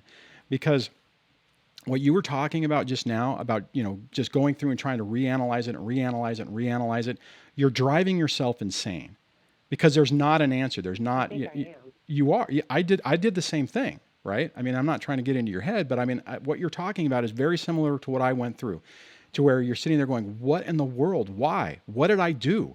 What did I do that was so bad that's causing this? Well, you're dealing with somebody who is toxic and more than likely probably has a personality disorder, which you could be the nicest person in the world and they're still going to crap all over you. And I'm sure you've done this over the few years. Right. You bend over backwards to try to acquiesce, to try to be, okay, I'll be the right, I'll just bite. Everyone says somebody has to be the bigger person, and you be the bigger person, and you get hit with a bigger stick, right? Am I right? Oh, yeah, and everybody tells me you're failing because you can't take the high road. Yeah, I can't change who I am. Ms. Case, the kinder people are to me. And it's not going to matter. And that's where, check out the Absolute Thinking, because that video right there helps you, that mindset helps you realize you've done everything right you're supposed to do. You've tried to do everything, you've tried to be the bigger person, just like I did, just like most of us here on this channel have, and it didn't work. You were hurt. You were basically, that kindness was picked up like a brick and whacked across your head. And people don't get it. And people are going to tell you this crap. What was that? And what's making me realize this is my very own children. When I go to their games, they're told you're not allowed to talk to her. And so I called my daughter over, and I'm like, hi, and she's like, didn't say nothing to me at all. So I caught her running by again. I said, what is wrong? She said, I'm not allowed to talk to you. The You know, stepmother heard her say it, and she literally called her out and embarrassed her. And she called her the word effing liar. And my daughter had instant tears, and you could literally, I've seen fear for the first time in my life. It went up her spine because she didn't know she was within sight or even earshot to hear her say, you know, they told me not to talk to you. And then they what call her a liar. what I would say on that is, I mean, okay, and I've talked about this before, that our kids are really stuck in the middle of this, and they're trying to navigate this They nightmare are, and it in real sucks. time. So it's not personal, right? So when your daughter is ignoring you, it's not that, I mean, and I know it sucks, right? Because someone else could be looking at it going, wow, Miss Case is here and, her daughter won't even, acknowledge her. Well, there must be something wrong, right? It doesn't matter what anyone else thinks, Exactly. okay? That's how they're making it seem Right. to the whole It, team. They're it making it doesn't, look like to the whole team that my daughter wants nothing to do with me. at the end of the day, that crap means nothing. The only thing that matters is what happens when your kids, what's you got 50-50 visitation with your kids, right? Is that what you said? Yes. Okay. When your kids are with you, are they affectionate and do they love you and do they feel more relaxed? Oh my gosh, yeah, we're neutral. Okay. That is what you We're focus totally on. neutral. I've even my son has even talked bad about his father in front of his sister. And I Okay. said, you don't do that. Yeah. And he's Here, like, why? I here, said, here, because you respect right. your father. I, And right. seriously, but my daughter's hearing it. It hurts her. This Even though is it's her brother's opinion, I still don't want her to hear it. right. What I'm okay here, and what you just said is the absolute key, and that's what's important.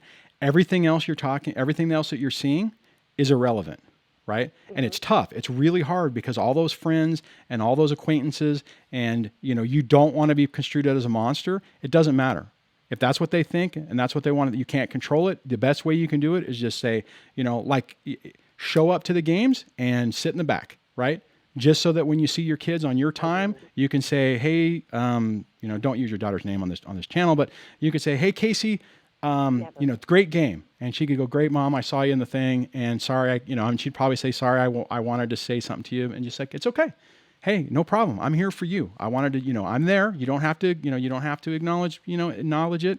And I know it's tough because you're like, this is crap. And these people shouldn't be able to turn everyone against you and have this illusion. But at the end of the day, and that's why check out both of those black hole thinking, those absolute thinking videos, because that's the pivot on the mindset that'll change things and start to set you free on it.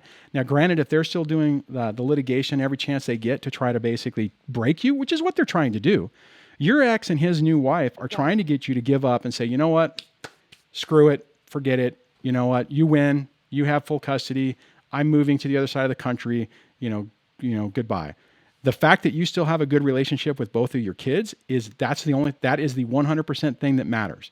A lot of people on the channel don't even have that. Their kids have been turned. Your kids haven't been turned. Maybe they're acting weird in public because they have to. And it is what it is, right? And it's bull. And what's ultimately going to happen is when your kids get older, they like your son, it sounds like he's completely seen what his dad and his stepmom is, and he recognizes them for the demons they are, and more than likely your daughter's going to do the same thing, and that's where you get your strength on this, and I know what you're talking about because I've had that same pivot where, not to the level of what you're talking about, but I've had the same thing where the kids were choosing mom and saying things to get themselves out of trouble, and it hurt like a freaking dagger in my heart. Like, are you serious? And then it took me a while to realize the kids are just trying to survive. The kids are just trying to survive this nightmare and giving the other parent what they need to minimize their damage. I mean, more than likely your daughter is over there playing, this game in real time to how do I appease dad? How do I appease stepmom to where I don't get and just recognize it for what it is. The middle. Go ahead. But how does somebody get custody of 50-50 custody when they have been proven emotional abuse by a psychologist, also physical abuse. He's had DUIs. How does somebody get 50% custody when he has been proven to abuse those children? Because, Mentally, emotional abuse. well, when you say proved, how is it proved? They went through 2 years of psychology, and N- it was two the- different psychologists, and they Okay. both came up with the same thing. Here's the problem of as I see it. This is my opinion. This is just Dwayne's opinion on family court. They are really pushing to have the kids have a relationship with both parents. So a lot of places are really pushing 50-50. Now, in my situation, thank God, right? Because I wouldn't even have gotten 50-50 if it wasn't that California had switched to this. So the problem is, unless it is so egregious that, that the courts think that it's dangerous, they're more than likely going to try to keep both parents in there. I mean, even if your ex was physically abusive and arrested for something, they would still facilitate supervised visitation for him to try to be able to have a relationship with his kids. And if it's within the gray area of what's typically like, okay, because probably what happened in the midst of this, they were able to spin it that, well, people during divorces, everyone gets stressed and they make bad decisions. So the DUI was just because of this. It's not normal, right? I mean, you make up all these excuses and they buy into it. I mean, I had a similar thing when I was trying to point out patterns of behavior. The response that came back is, well, during divorces, it's very stressful and, people do act like this, right? And then you're stuck in a situation where it's like 50-50. Now, the only caveat you would have is if your daughter was willing to say, I don't want to live with dad at, what'd you say, 14? She's 14. But to go that route. But I mean, realistically, is a child who is already being tormented and targeted going to take that step?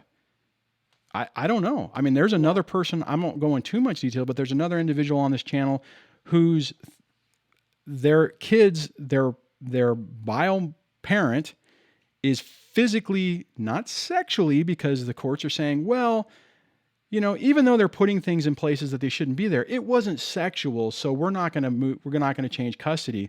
And these kids on the stand basically said, my other parent is doing this horrific stuff. And the court said, it's not sexual abuse. So, it's just a really bizarre way of punishing people. What the, Oh my God. Anyways, sorry, I do hear a lot in the back end on this channel. So all I'm trying to say is, check out that mindset from narcissistic abuse. Be there like you are for your daughter. If it finally gets to the point that your daughter it gets to the point that she has tapped the mat and says she can't deal with it anymore, I'm sure your attorney has probably told you that if the kids wanted a change in custody, that could potentially be a way to do it. But you can rest assured that your ex and his monster new wife are not going to just roll over and allow it happen without a battle from hell, right? And the bad thing is she's done this to so many families. She's been married several times. Her own son has not talked to her for 3.5 years. How I know this is my new husband happens to work with this guy. Oh, God. He just asked, hey, why do you not talk to your mom? He said just one sentence, because she's crazy. She tried to get them to go through a divorce. Her own son has not talked to her in 3.5 years. Wow. And that's dividing my family heavily. I'm sorry, Ms. Case. I wish there was a better answer, but that's what I mentioned to you before. Those are the things that will help you get your situation calmer. And if you can use that idea or that mindset, like when you do go to events, and if people are going to look at you and give you those smirks, who gives a crap? You know what? The only thing that matters on this planet is what your kids think, right? And you at least, like I said, there are some people on the channel whose kids hate, who have been completely tainted. Yours haven't. So it's not really even about me at those games. I get what you're saying, but the kids totally see it all happening, and it breaks their heart. It totally busts them up just to see their mom bullied all the time. Well, Really I mean, the other Especially when option, I've instilled love in those kids. then the other option on that would be just to stop going. I mean, that would be one of those things where you'd have to sit down with your kids and say, hey, would it They've be, asked me to not go. well, I don't They know. have. They've asked me. They try. They're my protectors. Isn't that sad? Yeah, I went through that myself. And what I'll say on that is, He I did. remember at one point a few years ago when I was going through that, where the kids. I remember I still have this on a voicemail. I have a voicemail where my youngest, I think 4 years ago, called, in that little girl voice saying, "Daddy, for the event tomorrow, can you not go? Because mommy's going to go, and please don't go." And when I asked my therapist about that, they're like, "No, the kids shouldn't be in the middle. You just go. You have every right to be Right. there. Like, you have every right to be at those games." But you're struggling with the same thing that I struggled with. Where, okay, that's great, but do you put your kid through that? And Exactly. I That's think why at I the put on a end, brave face and just go and cheer her on. yeah, man, I'm sorry. These situations are just not I right. don't understand them. Well, they're evil. I They're don't evil, understand how you and can be so kind yeah. and you get just such crap. Well, I'm just glad to hear that you still have a And I good tried to relationship be. with your kids. Oh, they're awesome. They're awesome kids. And believe it or not, through it all, they're really happy. It's just what I try to avoid because, you should never involve your children Nope. ever. And I've got great self-discipline, and I've really instilled that in my kids. So I guess I am fortunate in so many ways. I just wish I could take some of their stressors. I feel like they were robbed their childhood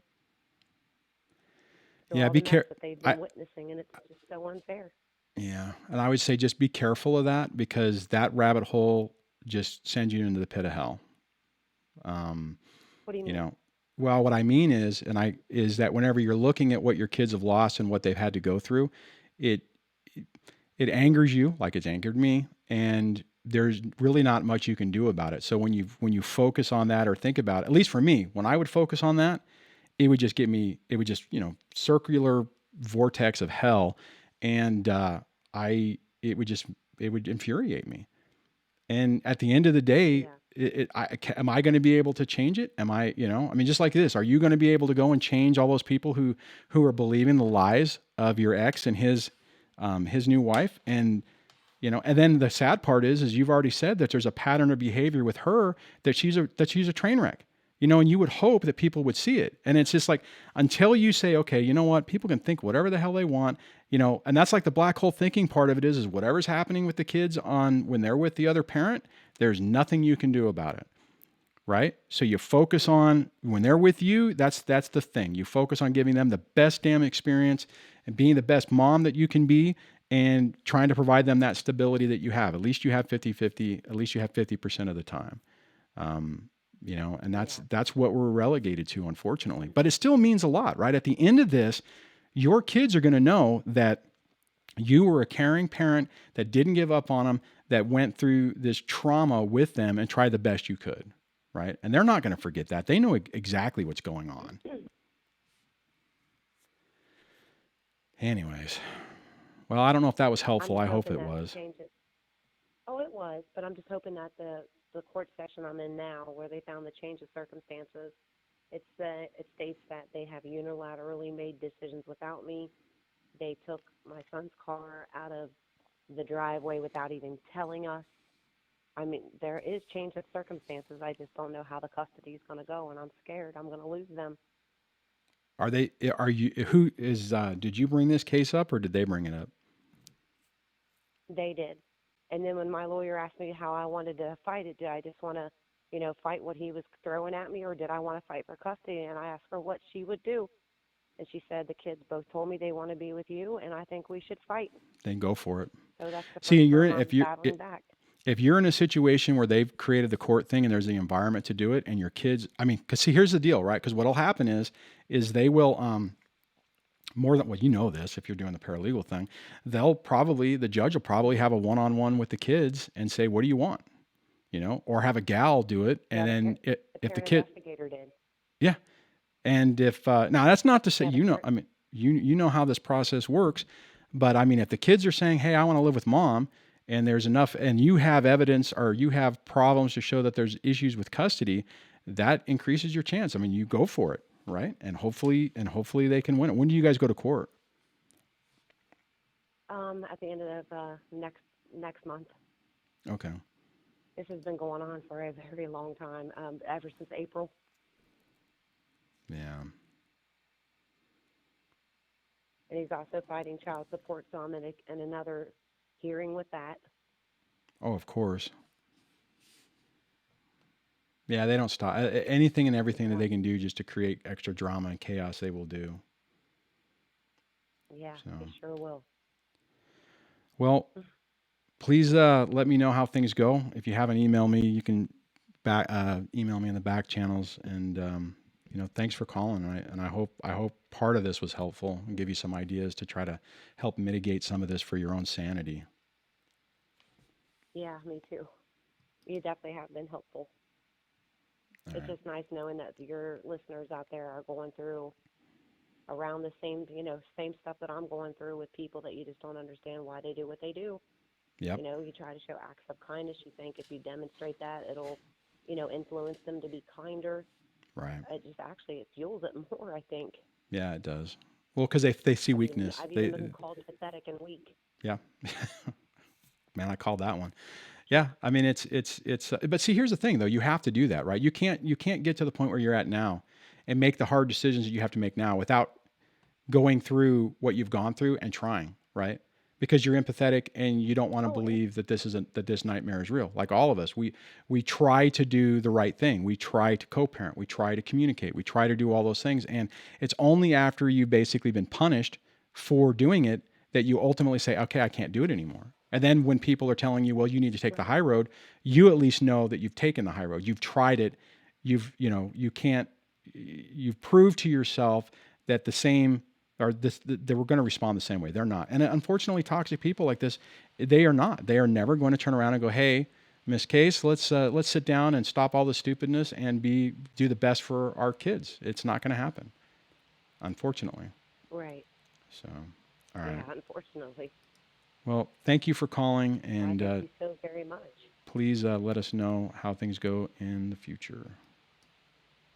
All right. Okay, so I'm going to shut that off and let me kill the phone line.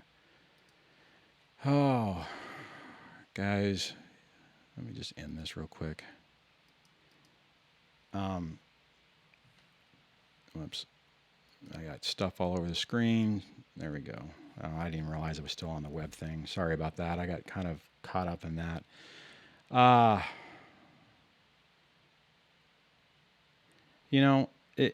It's interesting because we have this revolving people who come in and are at different stages of this, and I've been able to watch people go through various parts of this, and you try everything you can to try to mitigate what they're doing, or you try to take the high road. You try everything you can, and it doesn't work because these people aren't interested in that. It's about control, punishment, making your life miserable, and they don't care. They don't care what happens to you. They don't care the impact with your kids. It's about winning, and they're not able to turn around and really take a look at the situation. And it's tough because you sit there and then you beat yourself up because you ask the questions, why? Why is this happening? How can somebody do this to their own child? How can somebody do this to somebody that, you were married for years, decade or 2 decades, and okay, yeah, maybe, you decide that you're going to go left and one's going to go right, but how do you not do this? And I mean, it's a mind bender. So anyways, I hope that was helpful, Ms. Case, and hang in there. It sounds like in a lot of ways, your ex and his new wife have created the perfect storm to help you potentially in custody, especially if your kids have had enough and they're using this as an opportunity to get out of the chaos. I'm glad to hear, though, that in your situation that your daughter does feel comfortable with you, because sometimes that that doesn't happen. Sometimes the alienation sticks and they buy into it and then blame you. So on that, I'm going to wrap this up because we are at 8:17. So 2 hours and 17 minutes. I really appreciate you guys hanging out with me. If you are new to this channel and you have not subscribed, please consider subscribing. It helps me out. Hit thumbs up on the videos. Share them out if you are so inclined. Hit the bell notification for to get notified of when I post videos, which hasn't been recently lately. Sorry about that. I've been a little bit busy and unable to really keep up with the schedule I was hoping to. If you are interested in signing up for the newsletter, you can do that over at dadssurvivingdivorce.com and get on my mailing list. And if you want to be notified via text message of when I go live, you can send a text DSD live to 33222, and it will add you on to that list and be on that list. So thanks, guys, for hanging out with me today. I know that it's been a week or two. I've been a little life has been getting in the way, but hey, that happens. Thanks for an outstanding show. For everyone who had the courage to call in, thank you for doing that. Your stories, although they are hard, I think it's very helpful for people to hear it and to be able to realize they're not alone. And hopefully you appreciate the ideas and advice that I've provided through this show that maybe can help alleviate some of the emotional trauma on this. On that, guys, have an outstanding rest of your evening. I will be back on Tuesday for another live show on next Tuesday. And and hopefully I can get some videos out and get the podcast out. So I will chat with you guys on the next one. Take care.